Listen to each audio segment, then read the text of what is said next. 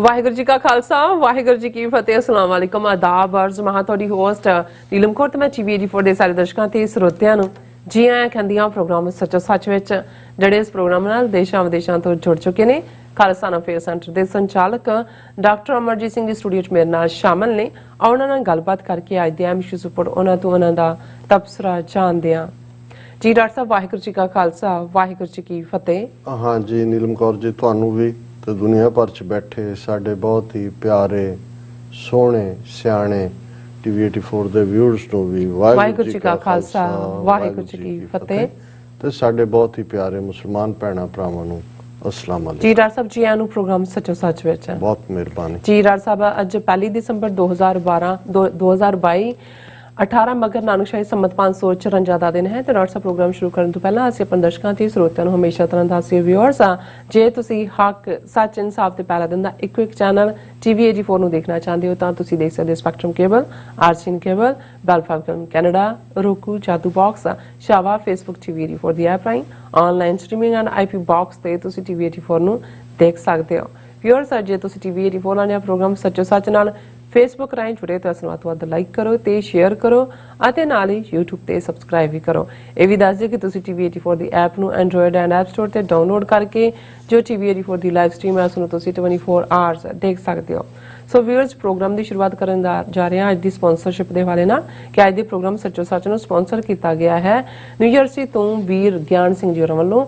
ਸੋ ਇਹਨਾਂ ਨੇ ਬੇਨਤੀ ਕੀਤੀ ਹੈ ਕਿ ਜਿਵੇਂ ਪੰਜਾਬ ਵਿੱਚ ਅੰਮ੍ਰਿਤ ਸੰਚਾਰ ਅਤੇ ਜਾਗਰੂਕਤਾ ਦੀ ਲਹਿਰ ਚੱਲ ਰਹੀ ਹੈ ਇਹ ਬੜੇ ਸ਼ਲਾਘਾਯੋਗ ਅਮਲ ਹਨ। ਦੁਨੀਆ ਵਿੱਚ ਜਿੱਥੇ ਜਿੱਥੇ ਵੀ ਸਿੱਖ ਵਸਦੇ ਹਨ ਸਾਡੇ ਲਈ ਫਰਮਾਨ ਇਹ ਹੈ ਕਿ ਅਸੀਂ ਗੁਰੂ ਸਾਹਿਬ ਦੇ ਲੜ ਲੱਗੀਏ ਤੇ ਕੌਮੀ ਸਿਧਾਂਤਾਂ ਤੋਂ ਸੇਧ ਲੈਂਦੇ ਆ ਆਪਣਾ ਜੀਵਨ ਜਿਹੜਾ ਬਤੀਤ ਕਰੀਏ। ਸੋ ਗੁਰੂ ਸਾਹਿਬ ਅੰਗ ਸੰਗ ਸਹਾਈ ਹੁਣ ਆਪ ਰਾਹ ਦਿਖਾ ਕੇ ਕਾਰਜ ਸਫਲਾ ਕਰਾਉਣ। ਸੋ ਆਈ ਕੌਮੀ ਚੇਤਨਾ ਨੂੰ ਗੁਰੂ ਸਾਹਿਬ ਆਪ ਫਲ ਲਾਉਣ। ਸੋ ਅੱਜ ਦੀ ਸਪਾਂਸਰਸ਼ਿਪ ਲਈ ਅਸੀਂ ਵੀਰ ਗਿਆਨ ਸਿੰਘ ਜੀ ਹੋਰਾਂ ਦਾ ਤਹਿ ਦਿਲ ਤੋਂ ਧੰਨਵਾਦ ਕਰਦੇ ਹਾਂ। ਤੁਹਾਨੂੰ ਵੀ ਅਪੀਲ ਤੇ ਬੇਨਤੀ ਕਰਦੇ ਹਾਂ ਕਿ ਤੁਸੀਂ ਵੀ ਪ੍ਰੋਗਰਾਮ ਸੱਚੋ ਸੱਚ ਨੂੰ ਵੱਧ ਤੋਂ ਵੱਧ ਸਪਾਂਸਰ ਕਰੋ। ਸਪਾਂਸਰਸ਼ਿਪ ਲਈ ਤੁਸੀਂ ਸਾਨੂੰ ਕਾਲ ਕਰ ਸਕਦੇ ਸਾਡੇ ਫੋਨ ਨੰਬਰ ਤੇ 5166191984 ਸਿਮ ਨੰਬਰ ਤੇ WhatsApp ਕਰ ਸਕਦੇ ਹੋ। ਸਾਨੂੰ ਈਮੇਲ ਵੀ ਕਰ ਸਕਦੇ ਹੋ info@tv84.tv ਤੇ। ਸੋ ਵਿਊਅਰਸ ਪਹਿਲੇ ਸੈਗਮੈਂਟ ਦੇ ਵਿੱਚ ਗੱਲਬਾਤ ਕਰਨ ਜਾ ਰਹੇ ਹਾਂ ਕਿ ਜਗਮੀਤ ਸਿੰਘ ਦੀ ਪ੍ਰਧਾਨਗੀ ਵਾਲੀ ਕੈਨੇਡਾ ਦੀ NDP ਪਾਰਟੀ ਨੇ ਪ੍ਰਾਈਮ ਮਿਨਿਸਟਰ ਜਸਟਨ ਟਰੂਡੋ ਤੋਂ ਮੰਗ ਕੀਤੀ ਹੈ ਕਿ ਉਹ ਭਾਰਤ ਵਿੱਚ G20 ਮੁਲਕਾਂ ਦੀ ਅਗਲੇ ਵਰੇ ਹੋ ਰਹੀ ਸਮਿਟ ਦਾ ਬਾਈਕਾਟ ਕਰਨ ਕਿਉਂਕਿ ਭਾਰਤ ਕੁਝ ਮੀਟਿੰਗ ਜਿਹੜੀਆਂ ਨੇ ਉਹ ਕਸ਼ਮੀਰ ਵਿੱਚ ਵੀ ਰੱਖਣ ਜਾ ਰਿਹਾ ਜਿੱਥੇ ਮਨੁੱਖੀ ਹੱਕਾਂ ਦਾ ਖੁੱਲਾ ਜਿਹੜਾ ਘਾਣ ਹੋ ਰਿਹਾ। ਸੋ ਭਾਰਤ ਵਿੱਚ ਘੱਟ ਗਿਣਤੀਆਂ ਦੇ ਹੋ ਰਹੇ ਜ਼ੁਲਮਾਂ ਸੰਬੰਧੀ ਵੀ ਪਾਰਟੀ ਵੱਲੋਂ ਡੀਟੇਲ ਵਿੱਚ ਗੱਲ ਕੀਤੀ ਗਈ ਹੈ। ਸੋ ਇਸ ਬਾਰੇ ਆਪਾਂ ਗੱਲਬਾਤ ਕਰਨ ਜਾ ਰਹੇ ਹਾਂ। ਸੋ ਅਸੀਂ ਚਾਹਾਂਗੇ ਕਿ ਤੁਸੀਂ ਨਾਲ ਇਸੇ ਤਰ੍ਹਾਂ ਬਣੇ ਰਹਿਣਾ। ਦੇਖਣ ਸੁਣਨ ਲਈ ਤੁਹਾਡਾ ਸਭ ਦਾ ਬਹੁਤ ਬਹੁਤ ਸ਼ੁਕਰੀਆ। ਜੀ ਡਾਕਟਰ ਸਾਹਿਬ ਕੀ ਵਿਚਾਰਾਂ ਨੇ? ਦੇਖੋ ਸਭ ਤੋਂ ਪਹਿਲਾਂ ਤਾਂ ਅੱਜ ਦੇ ਪ੍ਰੋਗਰਾਮ ਨੂੰ ਸਪਾਂਸਰ ਕਰਨ ਲਈ ਅਸੀਂ ਵੀਰ ਗਿਆਨ ਸਿੰਘ ਨਿਊ ਜਰਸੀ ਉਹਨਾਂ ਦਾ ਸ਼ੁਕਰੀਆ ਅਦਾ ਕਰਦੇ ਹਾਂ। ਜੀ ਇਹ ਬਡਿੰਗ ਨੌਜਵਾਨ ਜਿਹੜਾ ਗੁਰਸਿੱਖੀ ਨੂੰ ਪਰਨਾਇਆ ਹੋਇਆ ਹੈ ਔਰ ਰੂਹਾਨੀਅਤ ਵੱਲ ਬਹੁਤ ਜ਼ਿਆਦਾ ਧਿਆਨ ਹੈ। ਜੀ ਜਿੱਥੇ ਵੀ ਕਿਤੇ ਗੁਰਮਤਿ ਸਮਾਗਮ, ਕੀਰਤਨ ਸਮਾਗਮ, ਕਥਾ ਸਮਾਗਮ ਹੁੰਦੇ ਨੇ ਚੇਚਾ ਡਰਾਈਵ ਕਰਕੇ ਪਹੁੰਚਦਾ ਹੈ।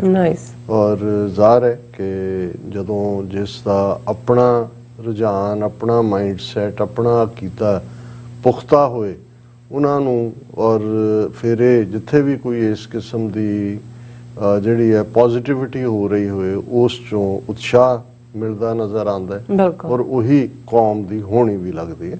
ਔਰ ਇਸ ਵੇਲੇ ਭਾਈ ਅੰਮ੍ਰਿਤਪਾਲ ਸਿੰਘ ਹੋਰਾਂ ਵੱਲੋਂ ਜਿਹੜੀ ਅਕਾਲ ਤਖਤ ਸਾਹਿਬ ਤੋਂ ਅਨੰਦਪੁਰ ਸਾਹਿਬ ਤੱਕ ਖਾਲਸਾ ਵਹੀਰ ਵਾਲਾ ਜਿਹੜਾ ਪ੍ਰੋਜੈਕਟ ਹੈ ਉਸ ਦੇ ਉੱਤੇ ਉਹ ਤੁਰੇ ਹੋਏ ਨੇ ਔਰ ਥਾਂ ਥਾਂ ਹਰ ਪੜਾਅ ਦੇ ਉੱਤੇ ਜਿੱਥੇ ਵੀ ਖਾਲਸਾ ਵਹੀਰ ਦਾ ਪੜਾਅ ਹੁੰਦਾ ਉੱਥੇ ਅੰਮ੍ਰਿਤ ਸੰਚਾਰ ਹੁੰਦਾ। ਉਸ ਦੇ ਵੇਰਵੇ ਵੀ ਆ ਰਹੇ ਨੇ ਕਿ ਮੀਆਂ ਵਿੰਡ 'ਚ ਰੁਕੇ, ਬਾਬਾ ਬਕਾਲਾ ਰੁਕੇ, ਚੌਂਕ ਮਹਿਤਾ ਰੁਕੇ, ਹੁਣ ਨਾਗੋਕੇ ਜਿਹੜਾ ਇਤਿਹਾਸਕ ਸ਼ਹੀਦਾਂ ਦਾ ਪਿੰਡ ਹੈ ਉੱਥੇ ਪੜਾਅ ਹੈ।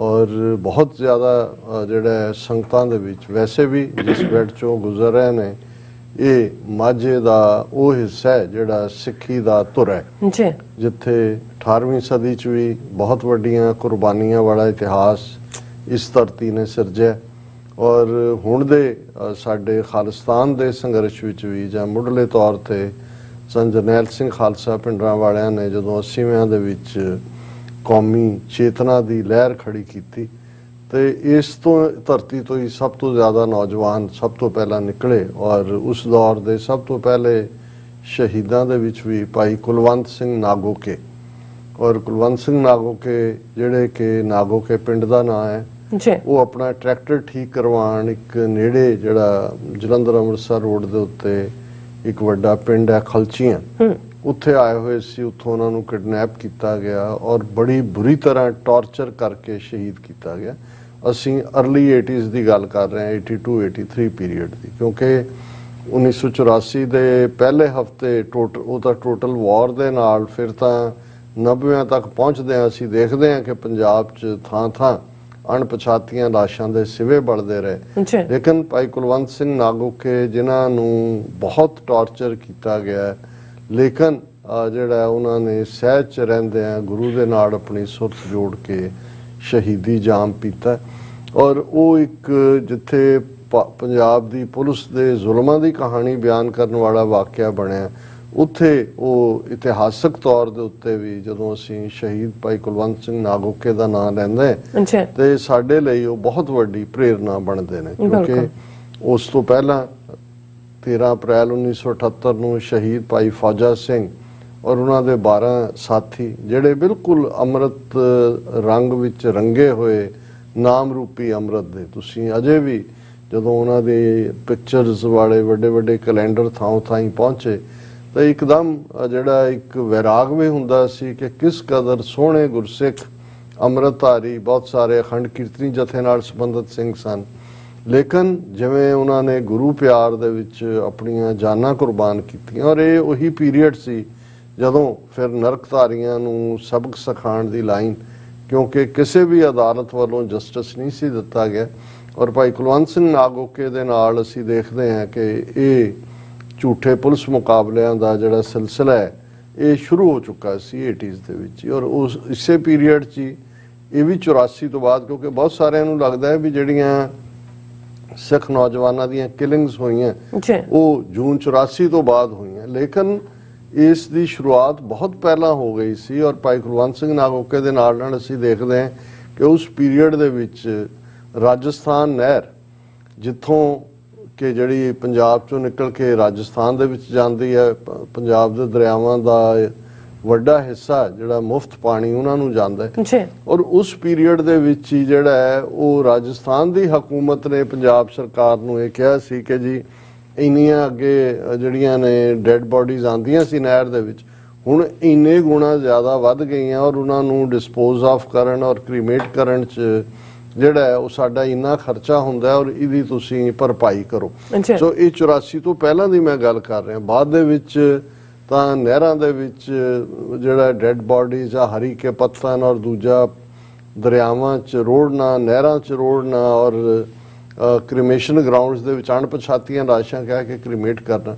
ਸੋ ਪੰਜਾਬ ਦੀ ਜੇ ਅਸੀਂ ਉਸ ਤਕਲੀਫ ਨੂੰ ਦੇਖੀਏ ਤੇ ਕਦੇ ਵੀ ਉਸ ਲੈਵਲ, ਠੀਕ ਹੈ ਹਿਊਮਨ ਰਾਈਟਸ ਜਥੇਬੰਦੀਆਂ ਨੇ ਕੰਮ ਕੀਤਾ, ਸਰ ਜਸਵੰਤ ਸਿੰਘ ਖਾਲੜਾ ਨੇ ਅਣਪਛਾਤੀਆਂ ਲਾਸ਼ਾਂ ਦੀ ਹਕੀਕਤ ਸਾਹਮਣੇ ਲਿਆਂਦੀ, ਕੋਈ ਹੋਰ ਰਿਪੋਰਟਸ ਜਿਹੜੀ ਹੈ ਫਿਜ਼ੀਸ਼ੀਅਨਸ ਫॉर ਹਿਊਮਨ ਰਾਈਟਸ ਨੇ ਰਿਪੋਰਟ ਕੀਤਾ, ਉਹਨਾਂ ਦੀ ਟੀਮ ਨੇ ਪੰਜਾਬ 'ਚ ਜਾ ਕੇ, ਜਾਂ ਜਸਟਿਸ ਅਜੀਤ ਸਿੰਘ ਬੈਂਸ ਦੇ ਪੰਜਾਬ ਹਿਊਮਨ ਰਾਈਟਸ ਆਰਗੇਨਾਈਜੇਸ਼ਨ ਨੇ ਰਿਪੋਰਟ ਕੀਤਾ, ਜਾਂ international human rights organisation Ludhiana ਉਹਨਾਂ ਨੇ ਰਿਪੋਰਟ ਕੀਤਾ, ਪਰ ਬਹੁਤ ਥੋੜ੍ਹਾ। ਔਰ ਇਹੀ ਕਾਰਨ ਹੈ ਕਿ ਇਸ ਸਾਰੇ ਪੀਰੀਅਡ ਤੋਂ ਬਾਅਦ ਇੱਕ ਪਾਸੇ ਇਹਨਾਂ ਇਲਾਕਿਆਂ 'ਚੋਂ ਵੱਧ ਤੋਂ ਵੱਧ ਜਿਹੜੀਆਂ ਨੇ ਉਹ ਸ਼ਹੀਦੀਆਂ ਹੋਈਆਂ, ਫਿਰ ਇਹਨਾਂ ਇਲਾਕਿਆਂ ਦੇ ਵਿੱਚ ਹੀ ਲਿਆ ਕੇ ਵੱਧ ਤੋਂ ਵੱਧ ਉਹਨਾਂ ਨੇ ਡਰੱਗਸ ਵੀ ਸੁੱਟੀਆਂ ਔਰ ਉਹਨਾਂ ਦੇ ਨੌਜਵਾਨ, ਕਿਉਂਕਿ ਜਿਵੇਂ ਅਸੀਂ ਅਕਸਰ ਗੱਲ ਕਰਦੇ ਹਾਂ ਵੀ ਦੁਆਬੇ ਦੇ ਵਿੱਚ ਤਾਂ ਜਿਹੜੀ ਹਿਜਰਤ ਹੈ ਉਹ 20ਵੀਂ ਸਦੀ ਦੇ 19ਵੀਂ ਸਦੀ ਦੇ ਅਖੀਰ 'ਚ 20ਵੀਂ ਸਦੀ ਦੀ ਬਿਗਨਿੰਗ 'ਚ ਹੋਈ, ਬਹੁਤੇ ਬਾਹਰ ਆਏ। ਮਾਝੇ 'ਚੋਂ ਬਹੁਤ ਘੱਟ ਸੀ, ਮਾਝੇ ਦੇ ਵਿੱਚ 90s ਦੇ 80s ਦੇ ਵਿੱਚ ਵੀ ਬਹੁਤ ਘੱਟ ਨਿਕਲੇ ਕਿਉਂਕਿ ਉਹ ਲੜਨ ਭਿੜਨ ਵਾਲੇ ਸੀ, ਕੌਮੀ ਕਾਜ਼ ਲਈ ਲੜੇ। ਪਰ 90s ਦੇ ਵਿੱਚ ਖਾਸ ਤੌਰ ਤੇ 95 ਤੋਂ ਬਾਅਦ ਜਦੋਂ ਕਿ ਪੰਜਾਬ ਦੇ ਵਿੱਚ ਡਰੱਗਸ ਸੁੱਟੀਆਂ ਗਈਆਂ ਵੱਡੇ ਪੱਧਰ ਦੇ ਉੱਤੇ ਔਰ ਇਹਨਾਂ ਇਲਾਕਿਆਂ 'ਚ ਬਹੁਤ ਉਦੋਂ ਫਿਕਰ ਹੋਇਆ ਉਹਨਾਂ ਨੂੰ, ਕਿਉਂਕਿ ਉਹਨਾਂ ਨੇ ਕਦੇ ਵੀ ਮਾਝੇ ਦੀ ਉਸ ਧਰਤੀ ਦੇ ਲੋਕਾਂ ਨੇ ਸ਼ਹੀਦ ਹੋਣ ਨੂੰ ਜਿਹੜਾ ਉਹ ਤਾਂ ਹਮੇਸ਼ਾ ਹੀ ਫਖਰ ਹੀ ਕਰਦੇ ਰਹੇ ਕਿ ਭਾਈ ਸਾਡੇ ਪੁੱਤ ਜਿਹੜੇ ਨੇ ਕੌਮ ਲਈ ਸ਼ਹੀਦ ਹੋਏ ਨੇ। ਪਰ ਜਦੋਂ ਡਰੱਗਸ ਖਾ ਕੇ ਮਰਨ ਲੱਗੇ, ਉਹ ਪੀਰੀਅਡ ਸੀ ਉਹਨਾਂ ਨੇ ਕਿਹਾ ਵੀ ਇੱਥੋਂ ਇਹਨਾਂ ਨੂੰ ਕੱਢੋ। ਔਰ ਜੇ ਤੁਸੀਂ ਡੈਮੋਗ੍ਰਾਫਿਕ ਵੀ ਦੇਖੋਗੇ ਕਿ ਉੱਥੋਂ ਜਿਹੜੀ ਹਿਜਰਤ ਹੁੰਦੀ ਹੈ ਬਾਹਰ ਵੱਲ ਜਾਂ ਬਾਹਰ ਜਾਣ ਦਾ ਰੁਝਾਨ ਹੁੰਦਾ ਹੈ, ਉਹ ਲੇਟ 90s ਦੇ ਵਿੱਚ ਹੁੰਦਾ ਹੈ। ਔਰ ਹੁਣ ਵੀ ਜਦੋਂ ਤੁਸੀਂ ਇਹ ਖਾਲਸਾ ਵਹੀਰ ਨਾਲ ਜੁੜੀਆਂ ਹੋਈਆਂ ਕਹਾਣੀਆਂ ਔਰ ਦੇਖਦੇ ਹੋ ਕਿ ਬਹੁਤ ਵਾਰੀ ਮਾਤਾਵਾਂ ਬੀਬੀਆਂ, ਕਿਤੇ ਕੋਈ ਉਸ ਵਹੀਰ ਨੂੰ ਵੈਲਕਮ ਕਰਦਾ, ਕਿਤੇ ਕੋਈ ਹੈ, ਪਰ ਉਹਨਾਂ ਨੂੰ ਇਹ ਹੋਪ ਹੈ ਕਿ ਉਹਨਾਂ ਦੇ ਜਿਹੜੇ ਰਹਿੰਦੇ ਬੱਚੇ ਨੇ ਔਰ ਉਹਨਾਂ ਦੇ ਪਰਿਵਾਰ ਨੇ ਜਿਨ੍ਹਾਂ ਨੇ ਅਦਰਵਾਈਜ਼ ਡਰੱਗ ਖਾ ਕੇ ਮਰ ਜਾਣਾ, ਉਹ ਹੁਣ ਗੁਰੂ ਵੱਲ ਮੁੜ ਰਹੇ ਨੇ, ਅੰਮ੍ਰਿਤ ਛਕ ਰਹੇ ਨੇ। ਔਰ ਭਾਈ ਅੰਮ੍ਰਿਤਪਾਲ ਸਿੰਘ ਇਸ ਮਾਮਲੇ ਦੇ ਵਿੱਚ ਉਹਨਾਂ ਦੀ ਅਗਵਾਈ ਕਰ ਰਹੇ ਨੇ। ਸੋ ਇਹ ਬਹੁਤ ਵਾਰ ਅਸੀਂ ਇੱਥੇ ਬੈਠੇ ਹਾਂ, ਬੇਸ਼ੱਕ ਬਿਆਨਦੇ ਹਾਂ ਜਿੰਨੀ ਸਾਡੇ ਕੋਲ ਜਾਣਕਾਰੀ ਹੁੰਦੀ ਹੈ, ਪਰ ਗਰਾਊਂਡ ਦੇ ਉੱਤੇ ਕਿਵੇਂ ਜਿਹੜੇ ਡਰੱਗ ਐਡਿਕਟਡ ਨੇ ਉਹਨਾਂ ਦੇ ਕਰਕੇ ਕਿਵੇਂ ਪਰਿਵਾਰਾਂ ਨੇ ਸਫਰ ਕੀਤਾ, ਕਿਵੇਂ ਕੱਲਾ ਇਹੀ ਨਹੀਂ ਹੁੰਦਾ। ਇੱਕ ਤਾਂ ਹੁੰਦਾ ਸੀ ਵੀ ਘਰੋਂ ਕੋਈ ਗਿਆ ਚਲਾ ਗਿਆ, ਹੁਣ ਜਿਹਨੂੰ ਡਰੱਗ ਦੀ ਵਾਦੀ ਪਈ ਹੁੰਦੀ ਹੈ ਉਹ ਘਰ ਦੇ ਵਿੱਚ ਵਾਇਲੈਂਸ ਕਰਦਾ ਹੈ। ਮਾਪਿਓ ਕਿੰਨੇ ਮਰਡਰ ਇਸ ਲਾਈਨ ਦੇ ਉੱਤੇ ਵੀ ਹੋਏ ਨੇ ਕਿ ਪੈਸੇ ਦਿਓ ਡਰੱਗ ਲਈ, ਉਹ ਕਿੰਨੀ ਕੁ ਦੇਰ ਤੁਸੀਂ ਆਪਣੇ ਗਹਿਣੇ ਵੀ ਵੇਚਦੇ ਹੋ, ਹੋਰ ਵੀ ਕਰਦੇ ਹੋ ਇਵੈਂਚੁਅਲੀ, ਕਿਉਂਕਿ ਐਡਿਕਸ਼ਨ ਹੈ। ਔਰ ਇਸ ਸਾਰੇ ਦੇ ਚਲਦੇ ਆ ਇਸ ਸਾਰੇ ਵਹੀਰ ਨੂੰ ਬਹੁਤ ਜ਼ਿਆਦਾ ਆਮ ਲੋਕਾਂ ਦਾ ਵੀ ਹਾਲਾਂ ਜਿਹੜੇ ਜਿਵੇਂ ਉਹ ਕਾਂਗਰਸੀ ਹੋਣ ਜਾਂ ਵਿਦਨ ਹੋਣ, ਭੌਂਕਾ ਮਹਿਕਮਾ ਆਪਣੇ ਕੰਮ ਤੇ ਲੱਗਾ ਹੋਇਆ ਹੈ, ਪਰ ਇਸ ਵੇਲੇ ਮੈਂ ਸਮਝਦਾ ਵੀ ਇਹ ਠੀਕ ਫੋਕਸ ਹੈ ਜਿਸ ਦੇ ਉੱਤੇ ਗਰਾਊਂਡ ਦੇ ਉੱਤੇ ਕੰਮ ਕਰਨ ਦੀ ਲੋੜ ਸੀ ਔਰ ਇਹ ਕੰਮ ਹੋ ਰਿਹਾ। ਸੋ ਗਿਆਨ ਸਿੰਘ ਹੋਰਾਂ ਨੇ ਵੀ, ਕਿਉਂਕਿ ਹਰ ਜਿਹੜਾ ਨੌਜਵਾਨ ਇਹ ਮਹਿਸੂਸ ਕਰਦਾ ਹੈ ਕਿ ਜਿਹੜਾ ਗੁਰੂ ਵੱਲ ਮੁੜੇਗਾ, ਕਿਉਂਕਿ ਜਦੋਂ ਅਸੀਂ ਸਿੱਖੀ ਦਾ ਪੱਲਾ ਫੜ ਲੈਂਦੇ ਹਾਂ ਜਾਂ ਗੁਰੂ ਦੇ ਘਰ 'ਚ ਆ ਜਾਂਦੇ ਹਾਂ, ਫਿਰ ਇਹੀ ਨਹੀਂ ਕਿ ਸਾਡਾ ਅਗਲਾ ਔਰ ਇੱਥੋਂ ਦਾ ਜੀਵਨ ਜਿਹੜਾ ਉਹ ਸਵਰ ਜਾਂਦਾ ਹੈ, ਉਸ ਦੇ ਨਾਲ ਇੱਕ ਪਰਸਨੈਲਿਟੀ ਦੇ ਵਿੱਚ ਹਰ ਤਰ੍ਹਾਂ ਦੀ ਤਬਦੀਲੀ ਹੁੰਦੀ ਹੈ। ਔਰ ਜਿਹੜਾ ਮਜ਼ਹਬੀ ਤੌਰ ਦੇ ਉੱਤੇ, ਰੂਹਾਨੀ ਤੌਰ ਦੇ ਉੱਤੇ ਪਰਪੱਕ ਹੈ, ਉਹ ਫਿਰ ਸਿਆਸੀ ਗੁਲਾਮੀ ਵੀ ਨਹੀਂ ਕਬੂਲਦਾ। ਔਰ ਇਹੀ ਸਾਡੇ ਇਤਿਹਾਸ ਦਾ ਵਰਤਾਰਾ ਵੀ ਰਿਹਾ, ਕਿਉਂਕਿ ਇਸੇ ਲਈ ਹਕੂਮਤਾਂ ਦੀ ਨਜ਼ਰ ਦੇ ਵਿੱਚ ਵੀ, ਨਜ਼ਰਾਂ 'ਚ ਵੀ ਸਭ ਤੋਂ ਜ਼ਿਆਦਾ ਜਿਹੜੇ 5 ਕਕਾਰੀ ਅੰਮ੍ਰਿਤਧਾਰੀ ਸਿੰਘ ਹੀ ਰੜਕਦੇ ਰਹੇ ਨੇ। 18ਵੀਂ ਸਦੀ 'ਚ ਵੀ ਪਰਸੀਕਿਊਸ਼ਨ ਇਸੇ ਲਈ ਜਿਹੜਾ ਜੰਗਲਾਂ ਦੇ ਵਿੱਚ ਜਾ ਕੇ ਜਾਂ ਨਿਵਾਸ ਕਰਨਾ ਉਹੀ ਸਿੰਘਾਂ ਸਿੰਘਣੀਆਂ ਦਾ ਸੀ, ਜਿਹੜੇ ਉਹਨਾਂ ਨੂੰ ਹੀ ਬਾਗੀ ਦਾ ਲਕਬ ਦਿੱਤਾ ਗਿਆ। ਉਹਨਾਂ ਨੂੰ ਹੀ ਮੌਜੂਦਾ ਦੌਰ ਦੇ ਵਿੱਚ ਵੀ, ਜੇ 1980 ਦੇ ਵਿੱਚ ਜੂਨ 84 ਦੇ ਹਮਲੇ ਤੋਂ ਬਾਅਦ ਫਿਰ ਪੰਜਾਬ ਦੇ ਪਿੰਡਾਂ ਦੇ ਵਿੱਚ ਸਿੱਖਾਂ ਦਾ ਸ਼ਿਕਾਰ ਕੀਤਾ ਗਿਆ ਲੱਭ ਕੇ, ਤਾਂ ਮੈਂ ਅਕਸਰ ਜਿਹੜਾ ਭਾਰਤੀ ਫੌਜ ਵੱਲੋਂ ਜਾਰੀ ਕੀਤਾ ਗਿਆ ਜਿਹੜਾ ਰੂਟੀਨ ਦੇ ਵਿੱਚ ਉਹਨਾਂ ਦਾ 15 ਰੋਜ਼ਾ ਐਵਰੀ ਫੋਰਟਨਾਈਟ ਉਹਨਾਂ ਦੀ ਪਬਲਿਕੇਸ਼ਨ ਹੈ ਬਾਤਚੀਤ, ਉਸ ਦੇ ਵਿੱਚ ਹਦਾਇਤ ਸੀ ਕਿ ਉਹਨਾਂ ਨੇ ਕਿਹਨਾਂ ਨੂੰ ਟਾਰਗੇਟ ਕਰਨਾ ਹੈ। ਔਰ ਉਹ ਹਦਾਇਤ ਮੈਂ ਅਕਸਰ ਦੁਹਰਾਇਆ, ਪਰ ਫਿਰ ਵੀ ਕਿਉਂਕਿ ਨਵੇਂ ਵਿਊਅਰਸ ਜੁੜਦੇ ਨੇ, ਇੰਪੋਰਟੈਂਟ ਹੈ ਦੇਖਣਾ ਜਾਂ ਸਮਝਣਾ ਕਿ ਸਿੱਖ ਦੇ ਲਈ ਤਾਂ ਗੁਰੂ ਦੀ ਗੋਦ 'ਚ ਆਉਣਾ, ਅੰਮ੍ਰਿਤਧਾਰੀ ਹੋਣਾ, ਉਹ ਗੁਰੂ ਦਾ ਹੁਕਮ ਹੈ। ਪ੍ਰਥਮ ਰਹਿਤ ਇਹ ਜਾਨ, ਖੰਡੇ ਕੀ ਪਾਹੁਲ ਛਕੇ, ਸੋਈ ਸਿੰਘ ਪ੍ਰਧਾਨ, ਅਵਰ ਨਾ ਪਾਹੁਲ ਜੋ ਲਹੈ। ਇਹ 10ਵੇਂ ਪਾਤਸ਼ਾਹ ਦਾ ਹੁਕਮ ਹੈ ਕਿ ਰਹਿਤ ਪਿਆਰੀ ਮੁਝ ਕੋ, ਸਿੱਖ ਪਿਆਰਾ ਨਾ ਹੈ। ਕਿ ਮੈਂ ਰਹਿਤਵਾਨ ਸਿੱਖ, ਜਿਹੜਾ ਪਹਿਲੀ ਰਹਿਤ ਇਹ ਹੈ, ਪ੍ਰਥਮ ਰਹਿਤ ਇਹ ਜਾਨ, ਖੰਡੇ ਕੀ ਪਾਹੁਲ ਛਕੇ। ਖੰਡੇ ਦੀ ਪਾਹੁਲ ਜਿਸ ਲਈ ਅਸੀਂ ਅੰਮ੍ਰਿਤ ਛਕਣਾ ਲਫ਼ਜ਼ ਕਹਿੰਦੇ, ਸੋਈ ਸਿੰਘ ਉਹੀ ਸਿੰਘ ਕਬੂਲ ਹੈ। ਸੋ ਇੱਕ ਪਾਸੇ ਤਾਂ ਸਾਡਾ ਰੂਹਾਨੀ ਸਫ਼ਰ ਗੁਰੂ ਦੀ ਗੋਦ ਵਿੱਚ ਇਸ ਦੇ ਨਾਲ ਸ਼ੁਰੂ ਹੁੰਦਾ ਹੈ, ਪਰ ਕਿਉਂਕਿ ਇਸ ਚੋਂ ਰਾਜ ਕਰੇਗਾ ਖਾਲਸਾ ਨਿਕਲਦਾ ਹੈ, ਇਸ ਚੋਂ ਸੋਵਰਨਿਟੀ ਨਿਕਲਦੀ ਹੈ, ਇਸ ਚੋਂ ਗੁਲਾਮੀ ਦੇ ਸੰਗਲ ਕੱਟਣ ਦੀ ਜਿਹੜੀ ਹੈ ਉਹ ਸਪਿਰਿਟ ਭਰੀ ਜਾਂਦੀ ਹੈ। ਇਸੇ ਲਈ ਬੀਤੇ ਦੀਆਂ ਹਕੂਮਤਾਂ ਨੇ ਵੀ 18ਵੀਂ ਸਦੀ ਵਾਲੀਆਂ ਨੇ ਔਰ ਹੁਣ ਵੀ, ਔਰ ਜਦੋਂ ਜੂਨ 84 ਦੇ ਹਮਲੇ ਤੋਂ ਬਾਅਦ 12,000 ਤੋਂ ਜ਼ਿਆਦਾ ਪਿੰਡਾਂ ਦੇ ਵਿੱਚ ਭਾਰਤ ਦੀ 1 ਲੱਖ ਤੋਂ ਜ਼ਿਆਦਾ ਫੌਜ ਖਿਲਰੀ ਤੇ ਉਹਨਾਂ ਨੂੰ ਨਿਸ਼ਾਨਾ ਦਿੱਤਾ ਗਿਆ ਵੀ ਉਹਨਾਂ ਨੇ ਕਿਹਨਾਂ ਨੂੰ ਜਿਹੜਾ ਹੈ ਉਹ ਫੜ ਕੇ ਮਾਰਨਾ ਹੈ। ਔਰ ਉਹਦੇ ਮੈਂ ਐਗਜ਼ੈਕਟ ਲਫ਼ਜ਼ ਜਿਹੜੇ ਬਾਅਦ ਦੇ ਵਿੱਚ ਇਸ ਸਰਕੂਲਰ ਨੂੰ ਜਾਂ ਫੋਰਟਨਾਈਟਲੀ ਬਾਤਚੀਤ ਦੀ ਨੂੰ ਪੰਜਾਬ ਹਰਿਆਣਾ ਹਾਈ ਕੋਰਟ 'ਚ ਵੀ ਚੈਲੰਜ ਕੀਤਾ ਗਿਆ ਔਰ ਹਕੂਮਤ ਨੇ ਕਿਹਾ ਜੀ ਅਸੀਂ ਵਾਪਸ ਲੈ ਲਿਆ। ਪਰ ਮੈਂ ਇਹ ਕਹਿਣਾ ਚਾਹੁੰਦਾ ਵੀ ਅੱਜ ਵੀ ਇਹ ਅੰਮ੍ਰਿਤ ਛਕ ਰਹੇ ਨੌਜਵਾਨ ਔਰ ਬੀਬੀਆਂ ਕਿਉਂ ਖਤਰਾ ਲੱਗ ਰਹੀਆਂ ਨੇ ਭਾਰਤੀ ਹਕੂਮਤ ਨੂੰ ਇਹ ਠੀਕ 38 ਸਾਲ ਪਹਿਲਾਂ ਵੀ ਇਹਨਾਂ ਦਾ ਇਹੀ ਵਰਤਾਰਾ ਸੀ ਔਰ ਉਸ ਫੋਰਟਨਾਈਟਲੀ ਬਾਤਚੀਤ ਦਾ ਸਰਕੂਲਰ ਸੀ, ਇਹ few people are baptized in the name of religion. They wear a miniature kirpan round their neck and are called Amritdharis. ਇਹ ਹੁਣ ਬਿਹਾਰ ਯੂਪੀ ਦੇ ਭਈਆਂ ਨੂੰ ਦੱਸਣ ਲਈ ਸੀ ਕਿ ਵੀ ਉਹਨਾਂ ਨੇ ਪਿੰਡਾਂ 'ਚ ਜਦੋਂ ਜਾ ਕੇ ਘੇਰੇ ਪਾ ਕੇ ਤਲਾਸ਼ੀਆਂ ਲੈਣੀਆਂ ਨੇ, ਉਹਨਾਂ ਨੇ ਕਿਹਾ ਜੀ ਕੁਝ ਲੋਕਾਂ ਨੂੰ ਧਰਮ ਦੇ ਨਾਂ ਦੇ ਉੱਤੇ ਜਿਹੜਾ ਹੈ ਉਹ ਸਹੁੰ ਚੁਕਾਈ ਜਾਂਦੀ ਹੈ, ਉਹ ਇੱਕ ਛੋਟੀ ਕਿਰਪਾਨ ਆਪਣੇ ਗਲ ਦੇ ਦੁਆਲੇ ਪਾਉਂਦੇ ਨੇ ਤੇ ਉਹਨਾਂ ਨੂੰ ਅੰਮ੍ਰਿਤਧਾਰੀ ਕਿਹਾ ਜਾਂਦਾ ਹੈ। ਫਿਰ ਐਨ appeal, these Amritdharis, they are very dangerous people. They may appear innocent from outside, but basically they are committed to arson, murder and loot. ਇਹ ਬੜੇ ਖਤਰਨਾਕ ਨੇ, ਦੇਖਣ ਨੂੰ ਭਾਵੇਂ ਭੋਲੇ ਭਾਲੇ ਲੱਗਣ ਪਰ ਇਹ ਅਗਜ਼ਨੀ ਕਰਨ ਵਾਲੇ ਮਰਡਰਰ ਕਾਤਲ ਨੇ। ਔਰ any information about the whereabouts of Amritdharis should be brought in the notice of nearby army authorities. It will be a great service to the Indian nation. ਇਹ ਅੱਗੋਂ ਲੋਕਾਂ ਦੇ ਵਿੱਚ ਸੀ ਕਿ ਭਾਈ ਇਹ ਜਿਹੜੇ ਅੰਮ੍ਰਿਤਧਾਰੀ ਨੇ ਜਿੱਥੇ ਜਿੱਥੇ ਵੀ ਨੇ ਇਹਨਾਂ ਦੀ ਜਾਣਕਾਰੀ ਨੇੜੇ ਲੱਗਦੀਆਂ ਫੌਜੀਆਂ ਛਾਉਣੀਆਂ 'ਚ ਪਹੁੰਚਾਈ ਜਾਏ, ਇਹ ਭਾਰਤ ਦੀ ਬਹੁਤ ਵੱਡੀ ਸੇਵਾ ਹੋਏਗੀ।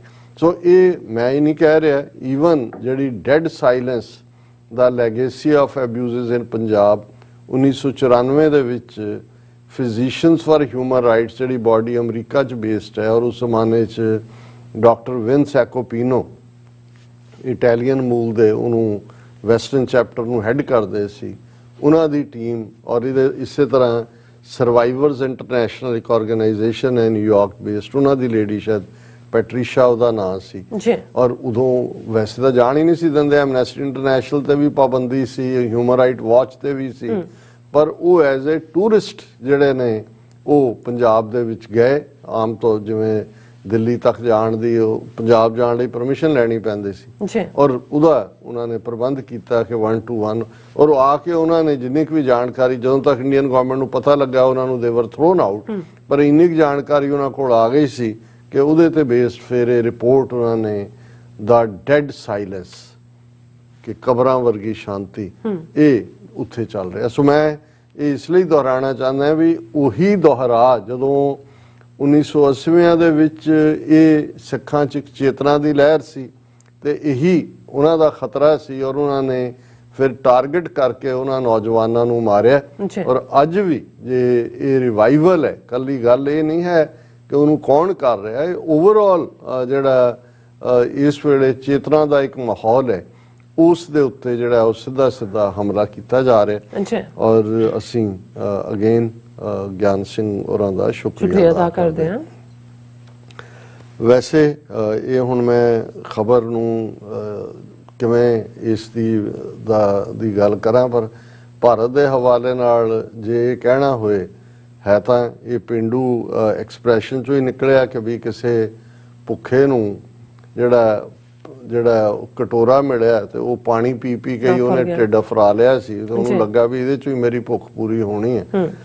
ਇਸ ਵੇਲੇ ਭਾਰਤ ਜਿਸ ਦੀ ਇਕਨੋਮੀ ਥੱਲੇ ਨੂੰ ਜਾ ਰਹੀ ਹੈ, 43 ਲੱਖ ਲੋਕ ਕੋਵਿਡ ਦੇ ਚਲਦਿਆਂ ਭਾਰਤ 'ਚ ਮਰੇ, ਜਿਹੜਾ 1/3 ਮੌਤਾਂ ਨੇ ਜਿਹੜੀਆਂ 1.5 ਕਰੋੜ ਦੁਨੀਆ ਦੇ ਵਿੱਚ ਹੋਈਆਂ, ਉਸ ਖਿੱਤੇ ਦੇ ਵਿੱਚੋਂ ਆਈਸੋਲੇਟ ਹੋ ਰਿਹਾ। ਅਸੀਂ ਦੇਖਿਆ ਵੀ ਚਾਈਨਾ ਨੇ ਕਿਵੇਂ ਇੰਡੀਅਨ ਓਸ਼ਨ ਪੈਸੀਫਿਕ ਓਸ਼ਨ ਮੁਲਕਾਂ ਦਾ ਜਿਹੜਾ ਉਹ ਮੀਟਿੰਗ ਸੱਦੀ, 19 ਮੁਲਕ ਉਹਦੇ 'ਚ ਆਏ ਔਰ ਭਾਰਤ ਜਿਹੜਾ ਉਸ ਨੂੰ ਬਾਹਰ ਰੱਖਿਆ ਗਿਆ। ਹੁਣ ਇਸ ਸਭ ਦੇ ਚਲਦਿਆਂ ਆਪਣੇ ਲੋਕਾਂ ਨੂੰ ਵੀ ਬੇਵਕੂਫ ਬਣਾਉਣਾ ਹੈ। ਚੋਣਾਂ ਹੁਣ ਗੁਜਰਾਤ 'ਚ ਹੋ ਰਹੀਆਂ, ਫਿਰ 2024 ਤੱਕ ਪਹੁੰਚਦੇ ਆ, ਕੋਈ ਨਾ ਕੋਈ ਡਰਾਮੇਬਾਜ਼ੀ ਕਰਨੀ ਹੈ ਔਰ ਉਸ 'ਚੋਂ ਹੁਣ ਜਿਹੜੀ ਗੱਲ ਨੂੰ ਬਹੁਤ ਜ਼ਿਆਦਾ ਆਲਰੇਡੀ ਉਹਦੇ ਪ੍ਰਚਾਰ ਦੇ ਥੱਲੇ ਬਹੁਤ ਵੱਡਾ ਜਿਹੜੀ ਹੈ ਪੋਪ ਲੀਲਾ ਸ਼ੁਰੂ ਕਰ ਦਿੱਤੀ ਗਈ ਹੈ।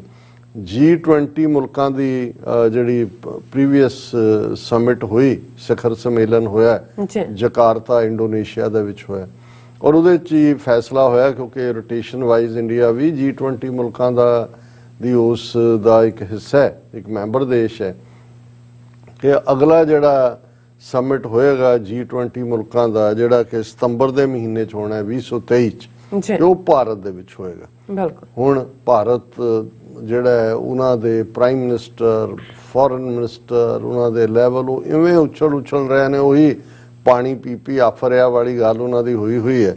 ਔਰ ਉਹਨਾਂ ਨੇ ਇਹ ਐਲਾਨ ਕੀਤਾ ਹੋਇਆ ਕਿ ਜੀ ਅਸੀਂ ਤਾਂ ਐਸੀ G20 ਕਾਨਫਰੰਸ ਕਰਾਂਗੇ ਕਿ ਦੁਨੀਆ ਨੂੰ ਭੁੱਲ ਜਾਏਗਾ ਕਿ ਇਹ ਪਹਿਲਿਆਂ ਨੇ ਕੀ ਇਵੈਂਟਸ ਕੀਤੀਆਂ ਸੀ।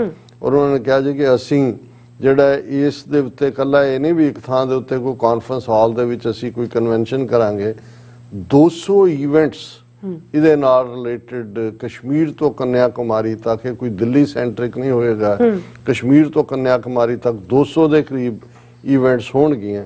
ਔਰ 100 ਜਿਹੜੇ ਲੈਂਡਮਾਰਕ ਨੇ, ਮੋਨੂਮੈਂਟ ਨੇ, ਉਹਨਾਂ ਨੂੰ ਦੀ ਰੋਸ਼ਨੀ ਕਰ ਦਿਆਂਗੇ ਅਸੀਂ ਹਫਤਾ ਉਹਦੇ 'ਚ ਉਹ ਰੋਸ਼ਨ ਰਹਿਣਗੇ, ਜਿਨ੍ਹਾਂ ਦੇ ਵਿੱਚ ਜਿਹੜਾ ਸਾਊਥ ਦਿੱਲੀ ਦਾ ਕੁਤਬ ਮੀਨਾਰ, ਫੋਰਟ ਵੈਲੋਰ ਤਮਿਲਨਾਡੂ 'ਚ, ਗੋਲਕੁੰਡਾ ਕਿਲਾ हैदराबाद च, और हाजरद्वारी पैलेस मुर्शिदाबाद च, एंशेंट पैलेस लेह दे विच, ये कुछ शो ने ਜਿਹੜੇ ਇੱਕ ਹਫਤਾ ਪੂਰਾ ਜਦੋਂ ਤੱਕ ਇਹ G20 ਚੱਲੇਗੀ ਉਸ ਦੇ ਵਿੱਚ ਇਹ ਚੱਲਣਗੇ। ਫਿਰ ਜਿਹੜਾ ਉਹਨਾਂ ਨੇ ਜੈ ਸ਼ੰਕਰ ਨੇ ਕਿਹਾ ਕਿ India begins its G20 presidency journey with university connect programme. Already ਉਹਨਾਂ ਨੇ ਆਪਣਾ ਸ਼ੁਰੂ ਕਰਤਾ ਕਿ ਯੂਨੀਵਰਸਿਟੀਆਂ ਦੇ ਵਿੱਚ ਕਨੈਕਸ਼ਨ, ਔਰ ਅਸੀਂ university connect engaging students of universities across the country. ਇਹ ਉਹੀ ਜੋ ਪ੍ਰੋਪੇਗੈਂਡਾ ਇਹਨਾਂ ਦਾ ਮਾਰਕ ਹੈ। ਫਿਰ ਉਹ ਕਹਿ ਰਹੇ ਨੇ ਕਿ ਇਹ ਜਿਹੜਾ ਇੰਨਾ ਕੁ ਅਨਪੈਰਲਡ ਇਵੈਂਟ ਹੋਏਗੀ, this is not a development that should be regarded as one more diplomatic happening. ਇਹ ਅਸੀਂ ਇਹਨੂੰ ਦੁਨੀਆ ਨੂੰ ਦਿਖਾ ਦਿਆਂਗੇ ਕਿ ਭਾਰਤ ਕਿੰਨੀ ਵੱਡੀ ਤਾਕਤ ਬਣ ਗਿਆ ਹੈ, ਭਾਰਤ ਜਿਹੜੀ ਹੈ ਉਹ ਕਿੰਨੀ ਵੱਡੀ ਸ਼ਕਤੀ ਬਣ ਕੇ ਉੱਭਰ ਗਿਆ, ਭਾਰਤ ਵਿਸ਼ਵ ਗੁਰੂ ਬਣ ਗਿਆ। ਹੁਣ ਇੱਕ ਪਾਸੇ ਤਾਂ ਇਹ ਪ੍ਰੋਪੇਗੈਂਡਾ ਲਾਈਨ ਦਾ ਪੂਰੀ ਸ਼ੁਰੂਆਤ ਹੈ। ਜੀ 2-3 ਦਿਨ ਪਹਿਲਾਂ ਟੋਰਾਂਟੋ ਸਟਾਰ ਦੇ ਵਿੱਚ ਇੱਕ ਰੈਸਾ ਪਟੇਲ ਜਰਨਲਿਸਟ ਬੀਬੀ ਨੇ, ਜ਼ਾਹਰ ਹੈ ਪਟੇਲ ਗੁਜਰਾਤੀ, ਸਭ ਪਾਸੇ ਗੁਜਰਾਤੀ ਭਰੇ ਹੋਏ ਨੇ, ਇੱਕ ਆਰਟੀਕਲ ਲਿਖਿਆ ਜਿਹਦਾ ਉਹਨੇ ਸਿਰਲੇਖ ਦਿੱਤਾ ਹੈ, Jagmeet Singh went to Germany to find out how to become Canada's prime minister. ਕਿ ਜਗਮੀਤ ਸਿੰਘ ਜਰਮਨੀ ਗਏ ਨੇ ਇਹ ਦੇਖਣ ਦੇ ਲਈ ਕਿ ਉਹ ਕਿਵੇਂ ਕੈਨੇਡਾ ਦੇ ਪ੍ਰਾਈਮ ਮਿਨਿਸਟਰ ਬਣ ਸਕਦੇ ਨੇ। ਹੁਣ ਤੁਸੀਂ ਇਸ ਤੋਂ ਇਹ ਜਿਹੜੀ ਹਿੰਦੂਤਵੀ ਜ਼ਹਿਨੀਅਤ ਦਾ ਅੰਦਾਜ਼ਾ ਲਾਓ ਵੀ ਇਹਨਾਂ ਨੂੰ ਕਿੰਨਾ ਖੌਫ ਹੈ। ਹੁਣ NDP ਪਾਰਟੀ ਦੇ ਸਹਾਰੇ ਹੀ ਜਸਟਿਨ ਟਰੂਡੋ ਦੀ ਗਵਰਨਮੈਂਟ ਹੈ, ਐਬਸੋਲੂਟ ਮੈਜੋਰਟੀ ਨਹੀਂ ਸੀ। ਔਰ ਜਗਮੀਤ ਸਿੰਘ ਨੇ ਜਿਸ ਅੰਦਾਜ਼, ਕਿਉਂਕਿ NDP ਪਾਰਟੀ ਕਿਸੇ ਜ਼ਮਾਨੇ ਦੇ ਵਿੱਚ ਤਾਂ ਇਹਦਾ ਬੇਸ ਸਿਰਫ ਬ੍ਰਿਟਿਸ਼ ਕੋਲੰਬੀਆ ਹੁੰਦਾ ਸੀ, ਇਹ ਮਜ਼ਦੂਰਾਂ ਦੀ ਇੱਕ ਜ਼ਮਾਨੇ 'ਚ ਇਹਨੂੰ ਕਾਮਰੇਡਾਂ ਦੀ ਪਾਰਟੀ ਕਹਿੰਦੇ ਸੀ, ਕਿਉਂਕਿ ਵਰਕਰ, ਫੈਕਟਰੀ ਵਰਕਰਸ, ਕਾਮਨ ਬੰਦੇ, ਉਹਨਾਂ ਦੀ ਜਿਹੜੀਆਂ ਨੇ ਡਿਮਾਂਡਸ ਦੇ ਉੱਤੇ ਫੋਕਸਡ ਹੁੰਦਾ ਸੀ। ਪਰ ਜਗਮੀਤ ਸਿੰਘ ਤੱਕ ਪਹੁੰਚਦੇ ਆ ਇਸ ਦਾ ਆਧਾਰ ਉੱਥੋਂ ਨਿਕਲ ਕੇ ਓਨਟਾਰੀਓ 'ਚ ਵੀ ਸਿਰਫ ਕਿਊਬੈਕ, ਜਿੱਥੇ ਕਿ ਬਹੁਤ ਜ਼ਿਆਦਾ ਫ੍ਰੈਂਚ ਨੈਸ਼ਨਲਿਜ਼ਮ, ਉੱਥੇ ਕੋਈ ਬਹੁਤਾ ਇਹਨਾਂ ਦੇ ਪੈਰ ਨਹੀਂ ਲੱਗੇ। ਲੇਕਿਨ ਇਹਦੇ 'ਚ ਕੋਈ ਸ਼ੱਕ ਨਹੀਂ ਹੈ ਕਿ NDP ਇੱਕ ਜਿਹੜੀ ਹੈ ਪਾਵਰ ਬ੍ਰੋਕਰ ਵਜੋਂ ਉਭਰਿਆ। ਇਸੇ ਲਈ ਜੇ ਜਸਟਿਨ ਟਰੂਡੋ ਨੇ ਹਮਾਇਤ ਲਈ NDP ਦੀ ਔਰ ਉਹਦੀ ਹਕੂਮਤ ਕਾਇਮ ਹੈ, ਤਾਂ ਫਿਰ NDP ਨੇ ਜਿਹੜਾ ਆਪਣਾ ਮਜ਼ਦੂਰਾਂ ਔਰ health issues, education issue, security issue, racism, human rights, ਇਹਨਾਂ ਸਾਰੇ ਇਸ਼ੂਜ਼ ਦੇ ਉੱਤੇ ਵੀ ਆਪਣੀਆਂ ਗੱਲਾਂ ਮਨਵਾ ਕੇ ਜਿਹੜਾ ਚਾਰਟਰ, ਔਰ ਜਗਮੀਤ ਸਿੰਘ ਖੁਦ ਵੀ ਵਕੀਲ ਵੀ ਹੈ ਔਰ ਉਹ ਆਰਟੀਕੂਲੇਟ ਵੀ ਕਰਦਾ, ਜਿਵੇਂ ਉਹਨੇ ਡਿਬੇਟਸ ਵਗੈਰਾ ਦੇ ਵਿੱਚ ਉਹ ਬਰਾਬਰ ਦਾ, ਉਹ ਪ੍ਰਾਈਮ ਮਿਨਿਸਟਰ ਮਟੀਰੀਅਲ ਹੈ। ਔਰ ਉਹ ਹੁਣ ਜਰਮਨੀ ਦੇ ਵਿੱਚ ਜਿਹੜੀ ਪਾਰਟੀ ਇਸ ਵੇਲੇ ਰੂਲ ਕਰ ਰਹੀ ਹੈ ਔਰ ਬਹੁਤ ਜਿਹਦੀਆਂ ਸਾਂਝਾਂ ਆਈਡੀਓਲੋਜੀ ਵਾਈਜ਼ ਇਹਨਾਂ ਦੇ ਨਾਲ, ਉਹ ਸੋਸ਼ਲ ਡੈਮੋਕ੍ਰੈਟਿਕ ਪਾਰਟੀ ਹੈ। ਔਰ 2021 ਦੀਆਂ ਫੈਡਰਲ ਇਲੈਕਸ਼ਨਸ ਦੇ ਵਿੱਚ ਇਹ ਪਾਰਟੀ ਜਿਹੜੀ ਹੈ ਬਿਲਕੁਲ ਹਾਲਾਂ ਥਰਡ ਚੱਲ ਰਹੀ ਸੀ, ਜਿਹਨੂੰ ਕਹਿੰਦੇ ਨੇ ਕਿ ਵੀ ਡਾਰਕ ਹਾਰਸ ਨਿਕਲ ਕੇ ਸਾਹਮਣੇ ਆ ਗਈ ਔਰ ਉਹਨਾਂ ਦੀ ਹਕੂਮਤ ਵੀ ਬਣ ਗਈ। ਔਰ 2005 ਤੋਂ ਬਾਅਦ ਯਾਨੀ ਆਲਮੋਸਟ 16 ਸਾਲ ਬਾਅਦ ਉਹਨਾਂ ਨੂੰ ਵਿਕਟਰੀ ਮਿਲੀ। ਔਰ ਕਿਉਂਕਿ ਇਹਨਾਂ ਦਾ ਆਲਮੋਸਟ ਚਾਰਟਰ ਉਸੇ ਲਾਈਨ ਤੇ ਹੀ ਹੈ ਜਿਵੇਂ NDP ਦਾ, ਜਿਹੜੀ ਇਹਨਾਂ ਦੀ ਪਾਰਟੀ ਹੈ ਕੈਨੇਡਾ ਦੀ। ਔਰ ਜਗਮੀਤ ਸਿੰਘ ਹੋਰਾਂ ਨੂੰ ਉਹਨਾਂ ਨੇ ਇਨਵਾਈਟ ਕੀਤਾ ਔਰ ਇੱਕ ਹਫ਼ਤੇ ਦੀ ਜਰਮਨ ਦੀ ਵਿਜ਼ਿਟ ਕਰ ਲਿਆ ਜਗਮੀਤ ਸਿੰਘ ਨੇ, ਉਹਨਾਂ ਦੀ ਪਾਰਟੀ ਦੇ ਅਹੁਦੇਦਾਰ ਦੂਜੇ ਉੱਥੇ ਉਹਨਾਂ ਨੇ ਉਹਨਾਂ ਦੇ ਮੁਖੀ ਗਵਰਨਮੈਂਟ ਦੇ ਉੱਥੇ ਚਾਂਸਲਰ ਕਹਿੰਦੇ ਨੇ। ਹੁਣ ਇਹ ਬੀਬੀ ਪਟੇਲ ਹੀ ਕਹਿੰਦੀ ਹੈ ਕਿ ਜੀ ਜਿਹੜਾ ਜਗਮੀਤ ਸਿੰਘ ਆਇਆ ਔਰ ਉਹਨੇ ਜਿਵੇਂ ਚਾਂਸਲਰ ਆਲਿਵ ਸੁਡਸ ਔਰ ਦੂਸਰਿਆਂ ਦੇ ਨਾਲ ਹੀ ਰਬਡ ਹਿਸ ਸ਼ੋਲਡਰਸ, ਉਹ ਪ੍ਰਾਈਮ ਮਿਨਿਸਟਰ ਮਟੀਰੀਅਲ ਜਿਹੜਾ ਬਣਿਆ ਔਰ ਉਸ ਦੇ ਵਿੱਚ ਹਾਲਾਂ ਉਹ ਆਇਆ ਕੱਲ ਪਰ ਅਜੇ ਥੱਕਿਆ ਨਹੀਂ, ਉਹਨੂੰ ਜੈਟ ਲੈਗ ਵੀ ਨਹੀਂ ਹੈ।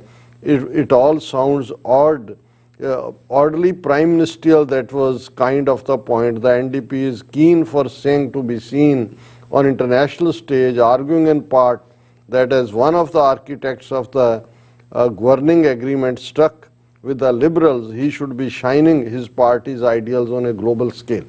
ਹੁਣ ਇਹਨਾਂ ਨੂੰ ਇੱਕ ਪਾਸੇ ਇਹ ਫਿਕਰ ਪਿਆ ਹੈ ਵੀ ਜਗਮੀਤ ਸਿੰਘ ਨਾ ਸਿਰਫ ਮਟੀਰੀਅਲ ਤਾਂ ਹੈ ਹੀ ਹੈ ਪ੍ਰਾਈਮ ਮਿਨਿਸਟਰ, ਗਲੋਬਲ ਲੈਵਲ ਤੇ ਜੇ ਜਰਮਨ ਦੇ ਚਾਂਸਲਰ ਔਰ ਉਸ ਲੈਵਲ ਤੇ ਦੇਖਿਆ ਜਾ ਸਾਨੂੰ ਤਾਂ ਫਖਰ ਹੈ ਕਿ ਇੱਕ ਸਿੱਖੀ ਸਰੂਪ ਵਾਲਾ ਅੰਮ੍ਰਿਤਧਾਰੀ ਨੌਜਵਾਨ ਉਹ ਵਰਲਡ ਕਲਾਸ ਪੋਲੀਟੀਸ਼ੀਅਨਸ ਦੇ ਨਾਲ ਉਹਨਾਂ ਨੂੰ ਦੱਸ ਰਿਹਾ ਕਿ ਭਾਈ ਕੈਨੇਡਾ 'ਚ ਅਸੀਂ ਸਕਸੈਸਫੁਲੀ ਕਿਵੇਂ ਜਿਹੜਾ ਇਹਨਾਂ ਨਾਲ ਐਗਰੀਮੈਂਟ ਕੀਤਾ ਔਰ ਦੂਸਰਾ ਕੀਤਾ।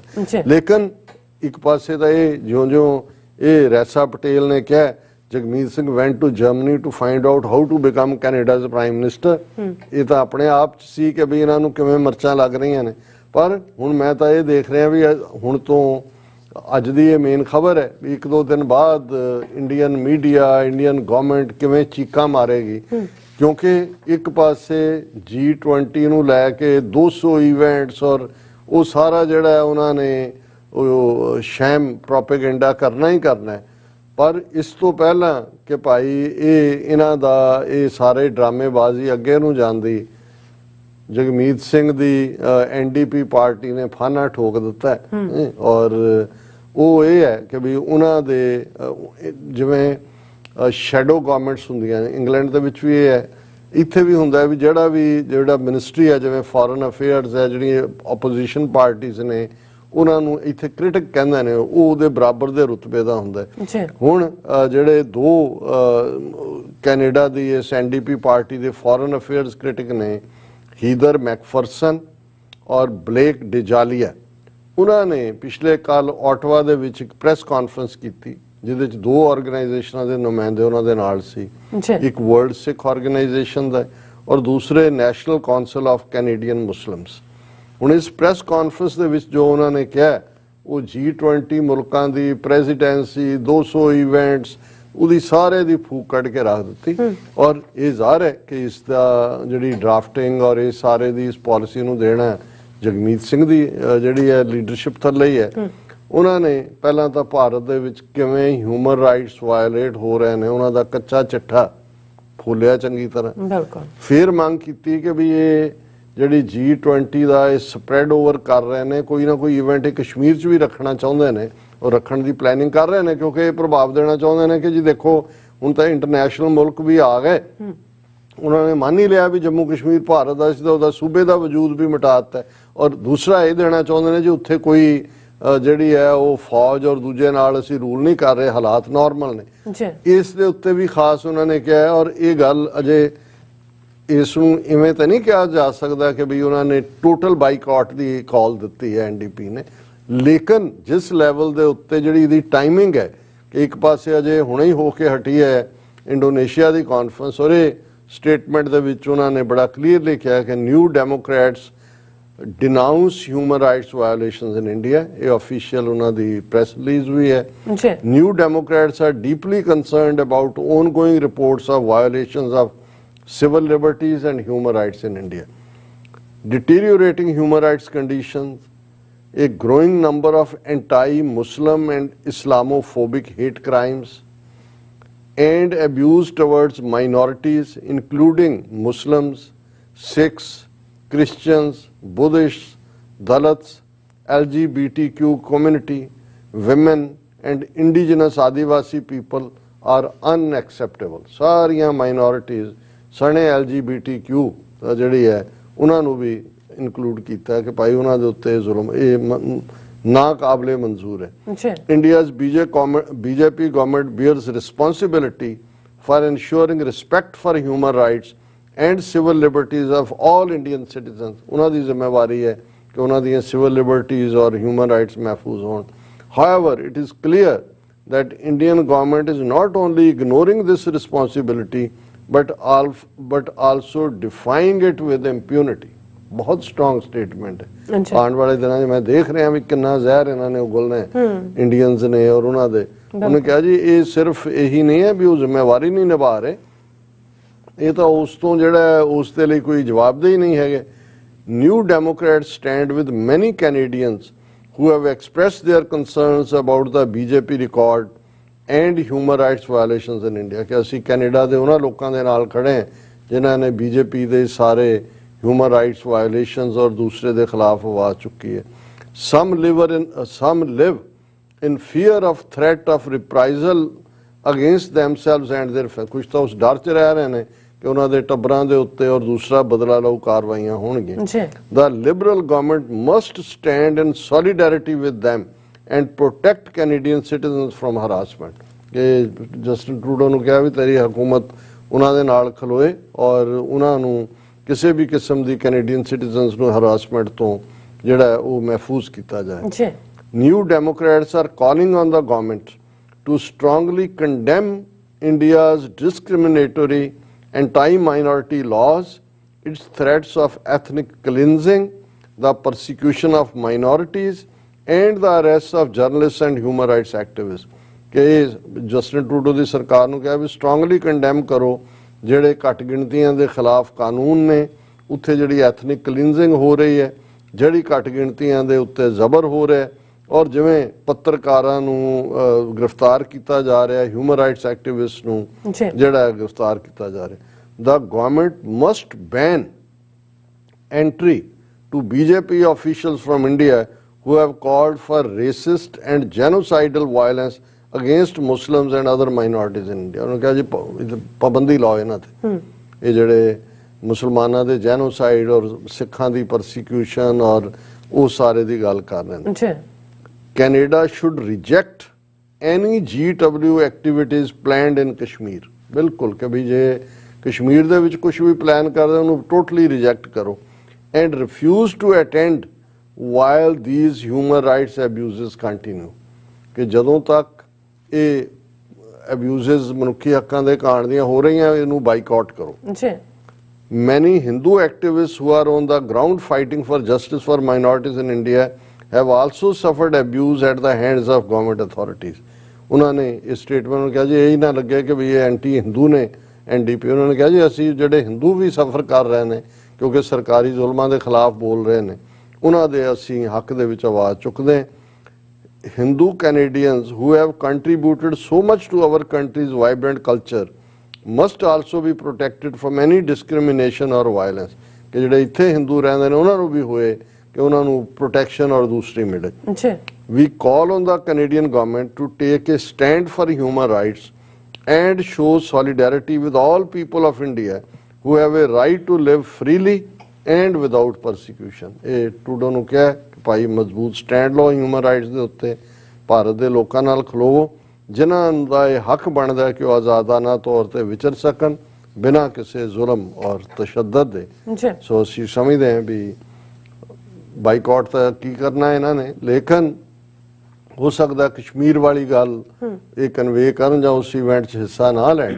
ਲੇਕਿਨ ਇਸ ਸਟੇਜ ਦੇ ਉੱਤੇ ਜਦੋਂ ਕਿ ਆਲਰੇਡੀ ਜਗਮੀਤ ਸਿੰਘ ਨੂੰ ਇਹ ਖੁਦ ਹੀ as a prime ministerial candidate ਜਾਂ ਜਰਮਨ ਗਿਆ ਜੀ ਕਿ ਉਹਨੇ ਕਿਵੇਂ ਬਣਨਾ ਪਰ ਦੇਖ ਰਹੇ ਨੇ, ਉਦੋਂ NDP ਵੱਲੋਂ ਇਸ ਲੈਵਲ ਦੇ ਉੱਤੇ ਅਸੀਂ ਸਮਝਦੇ ਹਾਂ ਕਿ ਇਸ ਦੇ ਨਾਲ NDP ਨੇ ਜਿਹੜਾ ਘੱਟ ਗਿਣਤੀਆਂ ਦੇ ਵਿੱਚ ਵੀ ਆਪਣੀ ਥਾਂ ਬਣਾਈ ਹੈ ਔਰ ਜ਼ਾਹਰ ਹੈ ਕਿ ਇਹ ਇਖਲਾਕੀ ਤੌਰ ਦੇ ਉੱਤੇ ਉਹਨਾਂ ਦੀ ਮੋਰਲ ਹਾਈ ਗਰਾਊਂਡ ਨੂੰ ਹੋਰ ਵੀ ਬਿਲਡ ਕਰ। ਬਿਲਕੁਲ ਡਾਕਟਰ ਸਾਹਿਬ ਤੁਹਾਡਾ ਬਹੁਤ ਬਹੁਤ ਸ਼ੁਕਰੀਆ। ਇਸ ਵਕਤ ਲੈਣੇ ਬ੍ਰੇਕ ਤੇ ਜਾਣ ਤੋਂ ਪਹਿਲਾਂ ਅਸੀਂ ਆਪਣੇ ਦਰਸ਼ਕਾਂ ਤੇ ਸਰੋਤਿਆਂ ਨੂੰ ਅਪੀਲ ਤੇ ਬੇਨਤੀ ਕਰਦੀ ਵਿਊਅਰਸ, ਜਿਸ ਤਰ੍ਹਾਂ ਕਿ ਤੁਸੀਂ ਜਾਣਦੇ ਹੋ TV84 ਇੱਕ ਪੰਥਕ ਚੈਨਲ ਹੈ। TV84 ਦੀ ਚੜ੍ਹਦੀ ਕਲਾ ਲਈ ਵੱਧ ਤੋਂ ਵੱਧ ਡੋਨੇਟ ਕਰੋ। ਡੋਨੇਟ ਕਰਨ ਲਈ ਸਾਡੀ ਵੈਬਸਾਈਟ TV84.tv ਤੇ ਜਾ ਕੇ ਪੇਪਲ ਦੀ ਵਰਤੋਂ ਕਰਕੇ वन टाइम डोनेट कर सकते हो, मंथली डोनेट भी कर सकते हो। तुसी TV84 ਦੇ ਨਾਮ ਤੇ ਚੈੱਕ ਬਣਾ ਕੇ ਸਾਨੂੰ ਮੇਲ ਵੀ ਕਰ ਸਕਦੇ ਹੋ ਸਾਡੇ ਇਸ ਪਤੇ ਤੇ 36-01 37th Avenue Long Island City New York 11101 USA ਜਾਂ ਫਿਰ ਤੁਸੀਂ ਸਾਨੂੰ ਫੋਨ ਰਾਹੀਂ ਸੰਪਰਕ ਕਰ ਸਕਦੇ ਹੋ ਸਾਡੇ ਫੋਨ ਨੰਬਰ ਤੇ 5166191984 ਤੁਸੀਂ ਸਾਨੂੰ ਈਮੇਲ ਵੀ ਕਰ ਸਕਦੇ info@tv84.tv ਤੇ ਅਸੀਂ ਤੁਹਾਡੇ ਤਹਿ ਦਿਲ ਤੋਂ ਸ਼ੁਕਰਗੁਜ਼ਾਰ ਹੋਵਾਂਗੇ। ਸੋ ਇੱਥੇ ਲੈਣਾ ਬ੍ਰੇਕ ਵਿਊਅਰਸ, ਤੁਸੀਂ ਸਾਨੂੰ ਇਸੇ ਤਰ੍ਹਾਂ ਬਣੇ ਰਹਿਣਾ। ਮਿਲਦੇ ਹਾਂ ਆਫਟਰ ਦਿਸ ਸ਼ਾਰਟ ਬ੍ਰੇਕ।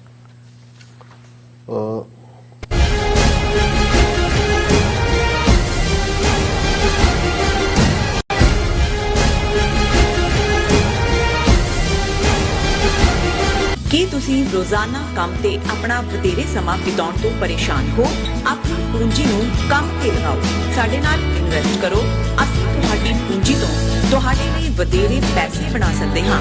ਅਸੀਂ ਪ੍ਰਾਈਵੇਟ ਇਕੁਇਟੀ ਇਨਵੈਸਟਮੈਂਟ ਫਰਮ ਹਾਂ ਤੇ ਕਮਰਸ਼ੀਅਲ ਰੀਅਲ ਏਸਟੇਟ ਵਿੱਚ ਮਾਹਿਰ ਹਾਂ। Property management, leasing, asset management, commercial real estate investment ਵਿੱਚ ਸਾਰੀਆਂ ਸੇਵਾਵਾਂ ਲਈ ਅਮਰੀਕਾ ਭਰ ਵਿੱਚੋਂ ਤੁਸੀਂ ਸਾਡੇ ਤੱਕ ਪਹੁੰਚ ਕਰ ਸਕਦੇ ਹੋ।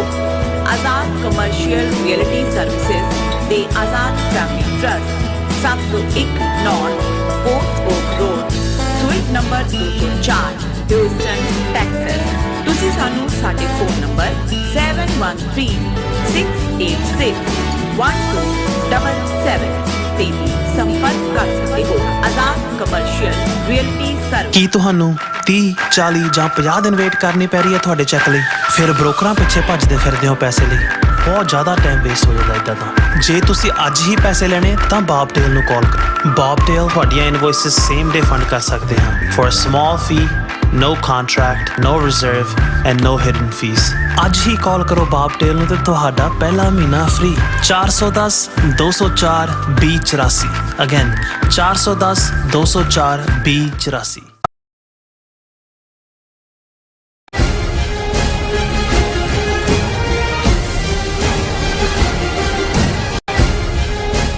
Viewers welcome back on programme. So viewers ਦੂਸਰੇ ਸੈਗਮੈਂਟ 'ਚ ਗੱਲਬਾਤ ਕਰਨ ਜਾ ਰਹੇ ਹਾਂ ਕਿ ਕਨੈਕਟੀਕਟ ਦੇ ਸ਼ਹਿਰ ਨਾਰਵਿਚ ਵਿੱਚ ਭਾਰਤ ਸਰਕਾਰ ਵੱਲੋਂ ਸਿੱਖ ਵਿਰੋਧੀ ਪੋਸਟਰਾਂ ਨਾਲ ਲੈਸ ਇੱਕ ਟਰੱਕ ਘੁਮਾ ਕੇ ਸਿੱਖਾਂ ਨੂੰ ਬਦਨਾਮ ਕਰਨ ਦੀ ਸਾਜ਼ਿਸ਼ ਪੁੱਠੀ ਜੜੀ ਹੈ ਉਹ ਪਈ ਲੱਗਦੀ ਹੈ, ਕਿਉਂਕਿ FBI ਨੇ ਇਸ ਦੀ ਇਨਵੈਸਟੀਗੇਸ਼ਨ ਕਰਨੀ ਸ਼ੁਰੂ ਕਰ ਦਿੱਤੀ ਹੈ। ਸੋ ਇਸ ਬਾਰੇ ਆਪਾਂ ਗੱਲਬਾਤ ਕਰਨ ਜਾ ਰਹੇ ਹਾਂ। ਸੋ ਅਸੀਂ ਚਾਹਾਂਗੇ ਕਿ ਤੁਸੀਂ ਇਸੇ ਤਰ੍ਹਾਂ ਬਣੇ ਰਹਿਣਾ। ਦੇਖਣ ਸੁਣ ਲਈ ਲਿਖਣ ਲਈ ਤੁਹਾਡਾ ਸਭ ਦਾ ਬਹੁਤ ਬਹੁਤ ਧੰਨਵਾਦ।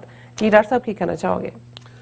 ਦੇਖੋ, ਨੈਪੋਲੀਅਨ ਬੋਨਾਪਾਰਟ ਦੁਨੀਆ ਦੇ ਵੱਡੇ ਫੌਜੀ ਜਰਨੈਲਾਂ 'ਚੋਂ ਹੋਇਆ ਜੀ, ਔਰ ਅੱਜ ਵੀ ਫਰਾਂਸ ਦੇ ਲੋਕ ਬੇਸ਼ੱਕ ਉਹਨਾਂ ਨੇ ਆਪਣੀ ਸਰਕਾਰੀ ਨੀਤੀ ਦੇ ਵਿੱਚ ਤਾਂ ਲੈਸੈਟੇ ਦੇ ਥੱਲੇ ਧਰਮ ਔਰ ਸਿਆਸਤ ਨੂੰ ਬਿਲਕੁਲ ਅੱਡ ਰੱਖਿਆ ਹੋਇਆ। ਮਜ਼ਹਬ ਦੀ ਕੋਈ ਦਖਲਅੰਦਾਜ਼ੀ ਨਹੀਂ ਹੈ ਉਹਨਾਂ ਦੇ ਸਿਸਟਮ 'ਚ, ਜਿਹਦਾ ਸ਼ਿਕਾਰ ਫਿਰ ਈਵਨ ਜਿਹੜਾ ਇਹਨਾਂ ਦਾ 2003 ਦੇ ਵਿੱਚ ਇਹਨਾਂ ਦਾ ਬਣਾਇਆ ਕਾਨੂੰਨ ਸੀ ਔਸਟੈਂਸੀਬਲ ਸਾਈਨਸ ਆਫ ਰਿਲੀਜਨ, ਉਹਦੇ ਥੱਲੇ ਸਿੱਖ ਬੱਚੇ ਬੱਚੀਆਂ ਵੀ ਔਰ ਮੁਸਲਮਾਨ ਵੀ ਈਸਾਈ ਵੀ ਸਾਰੇ ਸਫਰ ਕਰ ਰਹੇ ਨੇ ਜੀ ਕਿ ਤੁਸੀਂ ਈਵਨ ਧਾਰਮਿਕ ਕੋਈ ਵੀ ਚਿੰਨ੍ਹ ਉਹ ਪਹਿਨ ਹੀ ਨਹੀਂ ਸਕਦੇ।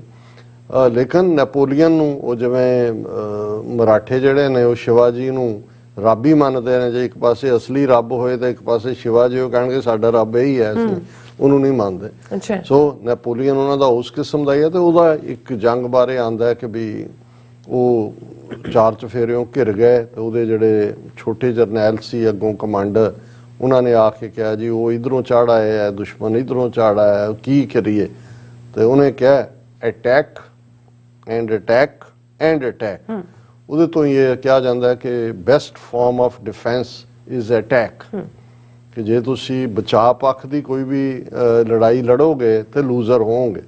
ਔਰ ਬੈਸਟ ਇਹ ਹੁੰਦਾ ਹੈ ਕਿ ਇਧਰ ਮਾਝੇ ਦੇ ਵਿੱਚ ਐਕਸਪ੍ਰੈਸ਼ਨ ਚੜ ਕੇ ਰਹੋ।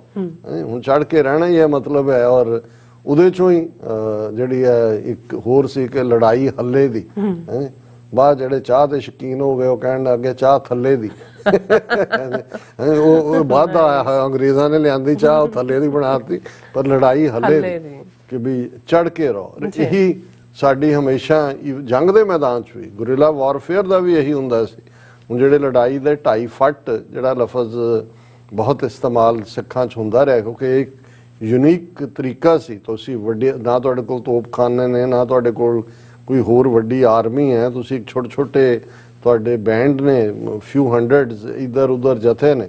ਸੋ ਹੁੰਦਾ ਹੀ ਇਹ ਸੀ 2.5 ਫੁੱਟ ਇਹੀ ਹੈ ਵੀ ਇੰਨੀ ਤੇਜ਼ੀ ਦੇ ਨਾਲ ਤੁਸੀਂ ਜਾ ਕੇ ਪਹਿਲਾ ਸਟ੍ਰਾਈਕ ਕਰੋ ਔਰ ਅੱਧਾ ਮਿੰਟ ਜਿਹੜੇ 2.5 ਫੁੱਟ ਨੇ ਅੱਧਾ ਫੁੱਟ ਕਲੀਅਰ ਐਂਡ ਫਿਰ ਖਾਲਸਾ ਜੀ ਹਰਨ, ਫਿਰ ਹਿਰਨ ਦੀ ਤਰ੍ਹਾਂ ਚੁੰਗੀਆਂ ਭਰਦੇ ਨਿਕਲ ਜਾਓ, ਇਹੀ 2.5 ਫੁੱਟ ਸੀ। ਔਰ ਇਹ ਨਹੀਂ ਜਿਹੜਾ ਇੱਕੋ ਵੇੜੇ ਮੁਗਲਿਆ ਸਲਤਨਤ ਔਰ ਦਰਾ ਖੈਬਰ ਪਾਰ ਦੇ ਸਭ ਨੂੰ ਇਨਕਲੂਡਿੰਗ ਨਾਦਰ ਸ਼ਾਹ ਨੂੰ ਵੀ ਇਹ 2.5 ਫੁੱਟ ਵਾਲੇ ਨੇ ਜਿਹੜਾ ਦਿੱਤਾ ਹੈ। ਪਰ ਮੈਂ ਹੁਣ ਇਸ ਲਈ ਕਿਉਂ ਸਾਰੀ ਹਿਸਟਰੀ 'ਚ ਫਿਰ ਡੈਲਵ ਕਰ ਰਹੇ ਹਾਂ 2.5 ਫੁੱਟ ਔਰ ਉਸ ਨਾਲ ਜੁੜ ਕੇ, ਹੁਣ ਤੱਕ ਜਦੋਂ ਇਹਨਾਂ ਨੇ ਇੰਡੀਅਨ ਸਿਸਟਮ ਨੇ ਪ੍ਰੋਪੇਗੈਂਡਾ ਮਸ਼ੀਨਰੀ, ਇਹਨਾਂ ਦੇ ਐਮਬੈਸੀਆਂ, ਹਾਈ ਕਮਿਸ਼ਨ, ਕੌਂਸਲੇਟਸ 84 ਤੋਂ ਪਹਿਲਾਂ ਹੀ, 84 ਤੋਂ ਬਾਅਦ ਤਾਂ ਪੂਰਾ ਇਹਨਾਂ ਨੇ ਵੀਡੀਓ ਫਿਲਮਸ ਇਹਨਾਂ ਦੀਆਂ ਬਣ ਕੇ ਆ ਗਈਆਂ, ਆਡੀਓ ਔਰ ਦੂਜੇ ਤੀਜੇ ਕਿ ਸਿੱਖਾਂ ਨੂੰ ਦਹਿਸ਼ਤਗਰਦ ਬਣਾ ਦਿਓ ਇੱਧਰ। ਔਰ ਸਾਡਾ ਇੱਕ ਵੱਡਾ ਤਬਕਾ ਡਿਫੈਂਸ ਦੇ ਉੱਤੇ ਹੀ ਰਹੇ ਜੀ, ਨਹੀਂ ਅਸੀਂ ਅੱਤਵਾਦੀ ਨਹੀਂ ਜੀ, ਅਸੀਂ ਉਗਰਵਾਦੀ, ਦੇਖੋ ਜੀ ਸਾਨੂੰ ਇਹ, ਦੇਖੋ ਜੀ ਇਹ ਕਰ ਰਹੇ। ਸੋ ਉਸ ਤੋਂ ਇਹਨਾਂ ਨੂੰ ਮੂੰਹ ਪੈਂਦਾ ਚਲਾ ਗਿਆ, ਕਿਉਂਕਿ ਹਮੇਸ਼ਾ ਇਹਨਾਂ ਦੇ ਕੋਲ ਸਾਧਨ ਸੀ, ਰਿਸੋਰਸ ਸੀ ਔਰ ਅਸੀਂ ਡਿਫੈਂਸਿਵ ਬੈਟਲ ਹੀ ਖੇਡਦੇ ਰਹੇ। ਪਰ ਹੁਣ ਪਿਛਲੇ ਕੁਝ ਪੀਰੀਅਡ ਤੋਂ ਜਦੋਂ ਕਿ ਇੱਕ ਪਾਸੇ ਖਾਲਿਸਤਾਨੀ ਜਥੇਬੰਦੀਆਂ ਨੇ ਇੱਕ ਐਗਰੈਸਿਵ ਸਟਾਂਸ ਲਿਆ, ਉਸ ਦੇ ਵਿੱਚ ਬਜਾਏ ਕਿ ਜਿਹੜਾ ਅਸੀਂ ਇਹ ਇਹੀ ਕਹੀ ਜਾਈਏ ਜੀ ਸਾਡੇ ਨਾਲ, ਉਹਨਾਂ ਨੇ ਖਾਲਿਸਤਾਨ ਰੈਫਰੈਂਡਮ ਇਹ ਆਪਣੇ ਆਪ ਦੇ ਵਿੱਚ ਜੇ ਓਨਲੀ ਸੋਲੂਸ਼ਨ ਦੇ ਥੱਲੇ ਕਿ ਵੀ ਆ ਜਾਓ ਤੁਸੀਂ ਦੇਖੋ ਕਿ ਭਾਈ ਅਸੀਂ ਜਿਹੜਾ ਆਪਣਾ ਉਹ ਮੈਂਡੇਟ ਦੇ ਰਹੇ ਹਾਂ ਕਿ ਵੀ ਸਿੱਖ ਕੌਮ ਨਹੀਂ ਰਹਿਣਾ ਚਾਹੁੰਦੀ ਤੁਹਾਡੇ ਨਾਲ। ਹੁਣ ਇਹ ਇੱਕ ਐਗਰੈਸਿਵ ਸਟ੍ਰੈਟਜੀ ਸੀ, ਬਜਾਏ ਕਿ ਅਸੀਂ ਸਿਰਫ 26 ਜਨਵਰੀ ਜਾਂ 15 ਅਗਸਤ ਦੇ ਉੱਤੇ ਪ੍ਰੋਟੈਸਟ ਬੈਨਰ ਲੈ ਕੇ ਖਲੋਂਦੇ ਜਾਂ ਖਲੋਈਏ ਖਾਲਿਸਤਾਨ ਦੇ ਝੰਡਿਆਂ ਦੇ ਨਾਲ, ਝੰਡਾ ਹੀ ਲਹਿਰਾਣਾ ਖਾਲਿਸਤਾਨ ਦਾ, 29 ਅਪ੍ਰੈਲ ਨੂੰ ਸੈਲੀਬ੍ਰੇਟ ਕਰਨਾ ਔਰ ਰੈਕਗਨੀਸ਼ਨ ਜਿਹੜੀ ਹੈ ਅੱਡ-ਅੱਡ ਸਟੇਟਾਂ ਵੱਲੋਂ ਕੌਮੀ ਘਰ ਦੇ ਮੁੱਦੇ ਦੇ ਉੱਤੇ ਜੈਨੋਸਾਈਡ। ਸੋ ਇਹ ਸਾਰੀ ਸਟ੍ਰੈਟਜੀ ਦੇ ਚੱਲਦੇ ਆ ਜਦੋਂ ਉਹਨਾਂ ਨੇ ਦੇਖਿਆ ਕਿ ਵੀ ਇਹ ਹੁਣ ਮੀਡੀਆ ਦੇ ਵਿੱਚ ਜਾਂ ਦੂਜੇ 'ਚ ਵੀ ਉਹਨਾਂ ਦਾ ਫਿਰ ਸੋਸ਼ਲ ਮੀਡੀਆ ਨੇ ਕੰਮ ਹੋਰ ਸੌਖਾ ਕਰਤਾ। ਔਰ ਫਿਰ ਜਿਹੜੀ ਸਟ੍ਰੈਟਜੀ ਇਹਨਾਂ ਨੇ ਕੁਝ ਹਫ਼ਤੇ ਪਹਿਲਾਂ ਕਨੈਟੀਕਟ ਦੇ ਵਿੱਚ ਅਪਣਾਈ, ਜਿਸ ਦਾ ਅਸੀਂ ਜਿਹਦੇ ਤੇ ਇੱਕ ਸੈਗਮੈਂਟ ਡਿਟੇਲ 'ਚ ਕੀਤਾ ਸੀ ਕਿ ਕਿਵੇਂ ਇੱਕ ਵੱਡਾ ਮੂਵਿੰਗ ਟਰੱਕ ਜਿਸ ਦੇ ਉੱਤੇ ਜਿਹੜੇ ਨੇ ਪਲੈਕੇਟ ਟਾਈਪ ਬੜਾ ਪ੍ਰੋਫੈਸ਼ਨਲੀ ਲਿਖਿਆ ਹੋਇਆ ਕਿ ਇਹ ਖਾਲਿਸਤਾਨੀ ਟੈਰਰਿਸਟ ਨੇ, Pakistan spy agency ISI is assisting Khalistani groups, ਦਰਸ਼ਕ ਦੇਖ ਸਕਦੇ ਨੇ ਉਸ ਟਰੱਕ ਨੂੰ। ਔਰ ਨਾਰਵਿਚ ਦੇ ਵਿੱਚ, ਕਿਉਂਕਿ ਨਾਰਵਿਚ ਦੇ ਮੇਅਰ ਨੇ ਖਾਲਿਸਤਾਨ ਡੈਕਲੇਰੇਸ਼ਨ ਡੇ ਨੂੰ ਰੈਕਗਨਾਈਜ਼ ਕੀਤਾ, ਝੰਡਾ ਲਹਿਰਾਉਣ ਵੇਲੇ ਵੀ ਉਹ ਆਇਆ ਔਰ ਇਹਨਾਂ ਨੇ ਉਹਨੂੰ ਮੇਅਰ ਨੂੰ ਟਾਰਗੇਟ ਕਰਕੇ ਇਸ ਟਰੱਕ ਦੇ ਉੱਤੇ ਕਿ ਜੀ ਇਹ ਖਾਲਿਸਤਾਨੀ ISI ਏਜੰਡਾ ਔਰ ਇਸ ਦੇ ਉੱਤੇ ਕੰਮ ਕਰਨ ਦੀ ਥਾਂ ਨਾਰਵਿਚ ਦੇ ਗਰੀਬਾਂ ਦੀ ਰਾਖੀ ਕਰੋ, ਉਹਨਾਂ ਦੀਆਂ ਲੋੜਾਂ ਪੂਰੀਆਂ ਕਰੋ। ਹੁਣ ਇਹ ਇੱਕਦਮ ਜਿਹੜਾ ਸੀ ਸ਼ੌਕਿੰਗ ਸੀ, ਕਿਉਂਕਿ ਜਿਹੜੇ ਹੁਣ ਉੱਥੇ ਕੋਈ ਬਹੁਤ ਵੱਡੀ ਗਿਣਤੀ 'ਚ ਵੀ ਕੋਈ ਸਿੱਖਾਂ ਦੀ ਆਬਾਦੀ ਨਹੀਂ ਹੈ, ਪਰ ਜ਼ਾਹਰ ਹੈ ਕਿ ਤੁਸੀਂ ਸਿੱਖਾਂ ਨੂੰ ਵੀ ਟਾਰਗੇਟ ਨਾਲ ਦੀ ਨਾਲ ISI ਨਾਲ ਜੋੜ ਕੇ ਔਰ ਉਸ ਟਰੱਕ ਦੇ ਉੱਤੇ ਜਿਹੜੀ ਪਿਕਚਰ ਵੀ ਟਰਬਨ ਦੇ ਨਾਲ ਜਿਹਦੇ 'ਚ ਪਾਕਿਸਤਾਨੀਆਂ ਨੂੰ ਵੀ ਟਾਰਗੇਟ। ਔਰ ਇਹ ਹੁੰਦਾ ਜਦੋਂ ਕਿ ਤੁਸੀਂ ਫੋਰਨ ਐਕਟ ਕਰਦੇ ਹੋ। ਲੋਕਲ ਸਿੱਖ ਨੁਮਾਇੰਦਿਆਂ ਨੇ ਔਰ ਜਿਹੜੇ ਕੌਂਸਲਮੈਨ ਨੇ ਸਵਰਨਜੀਤ ਸਿੰਘ ਖਾਲਸਾ ਜਾਂ ਦੂਜਾ ਫੌਰਨ ਪੁਲਿਸ ਤੱਕ ਪਹੁੰਚ ਕੀਤੀ, ਮੇਅਰ ਤੱਕ ਪਹੁੰਚ ਕੀਤੀ, ਮੇਅਰ ਨੂੰ ਕਿਹਾ ਕਿ ਭਾਈ ਇਹ ਤਾਂ ਹੇਟ ਕ੍ਰਾਈਮ ਹੋਏਗਾ, ਹੁਣ ਕਿਸੇ ਨੂੰ ਵੀ ਮੌਕਾ ਬਣੇਗਾ, ਇਹ ਨਫ਼ਰਤ ਫੈਲਾ ਰਹੇ ਨੇ। ਔਰ ਫੌਰਨ ਮੇਅਰ ਵੀ ਨੇ ਐਗਰੈਸਿਵ ਮੋਡ ਆਇਆ। ਕਟਿੰਗ ਦਾ ਸਟੋਰੀ ਸ਼ਾਰਟ ਕਿ ਫੌਰਨ ਜਦੋਂ ਮੇਅਰ ਇਨਵੋਲਵ, ਪੁਲਿਸ ਇਨਵੋਲਵ ਹੋ ਗਈ ਔਰ ਇਸ ਦੇ ਉੱਤੇ FBI ਇਨਵੈਸਟੀਗੇਸ਼ਨ ਖੁੱਲ ਗਈ ਕਿ ਭਾਈ ਇਹਦੇ ਪਿੱਛੇ ਬਿਹਾਈਂਡ ਕੌਣ ਹੈ। ਹਾਲਾਂ ਲੱਭ ਤਾਂ ਲਿਆ ਕਿ ਵੀ ਇਹ ਜਿਹੜਾ ਸਾਰਾ ਟਰੱਕ ਜਾਂ ਦੂਜਾ ਉਹ ਇੰਡੀਅਨ ਹੀ ਹੈ ਉਸ ਕੰਪਨੀ ਦਾ। ਉਹਨਾਂ ਨੇ ਕਿਹਾ ਜੀ ਜਿਹੜੀ ਹੈ ਐਡਵਰਟਾਈਜ਼ਮੈਂਟ ਕੰਪਨੀ ਹੈ ਤਾਂ ਐਡਵਰਟਾਈਜ਼ਮੈਂਟ ਕਰ ਰਹੇ, ਪਰ ਜੋ ਹੁਣ ਤੁਸੀਂ ਉਹ ਕਰ ਰਹੇ ਨੇ ਕੋਈ ਕੋਕਾ ਕੋਲਾ ਜਾਂ ਕੋਈ ਟੈਲਕਮ ਪਾਊਡਰ ਦੀ ਐਡਵਰਟਾਈਜ਼ਮੈਂਟ ਤਾਂ ਨਹੀਂ ਹੈ। ਤੁਸੀਂ ਨਫ਼ਰਤ ਪਰੋਸ ਰਹੇ ਹੋ, ਤੁਸੀਂ ਉਹ ਇਮੇजेस ਦੇ ਰਹੇ ਹੋ ਤੁਸੀਂ, ਔਰ ਉਹਨੂੰ ਬਣਾ ਲਿਆ United Sikhs of new England ਦੇ ਨਾਂ ਥੱਲੇ। ਹੁਣ ਇਸ ਸਾਰੇ ਦੇ ਚੱਲਦਿਆਂ ਮੈਂ ਇਹ ਸਮਝਦਾ ਵੀ ਇਹ ਜਿਹੜਾ ਇਸ ਵੇਲੇ FBI ਨਾ ਸਿਰਫ ਕਿ FBI ਨੇ, FBI ਦਾ ਮਤਲਬ ਸੈਂਟਰਲ ਏਜੰਸੀਆਂ ਇਨਵੋਲਵ ਹੋ ਗਈਆਂ, ਫੈਡਰਲ ਬਿਊਰੋ ਆਫ ਇਨਵੈਸਟੀਗੇਸ਼ਨ। ਹੁਣ FBI ਨੇ ਆਪਣੇ ਪ੍ਰੋਪਰ ਇਨਵੈਸਟੀਗੇਟਰ ਮਾਰਕ ਕਰ ਦਿੱਤੇ ਨੇ ਔਰ ਦਰਸ਼ਕ ਦੇਖ ਸਕਦੇ ਨੇ। ਔਰ ਉਹਨਾਂ ਨੇ ਆਪਣਾ ਈਮੇਲ ਐਡਰੈਸ ਵੀ ਮਿਸਟਰ ਰੌਨ ਆਫਟ ਜਿਹੜੇ ਇਨਵੈਸਟੀਗੇਟ ਇਸ ਸਾਰੇ ਇਸ਼ੂ ਨੂੰ ਕਰ ਰਹੇ ਨੇ ਔਰ ਉਹਨਾਂ ਦੇ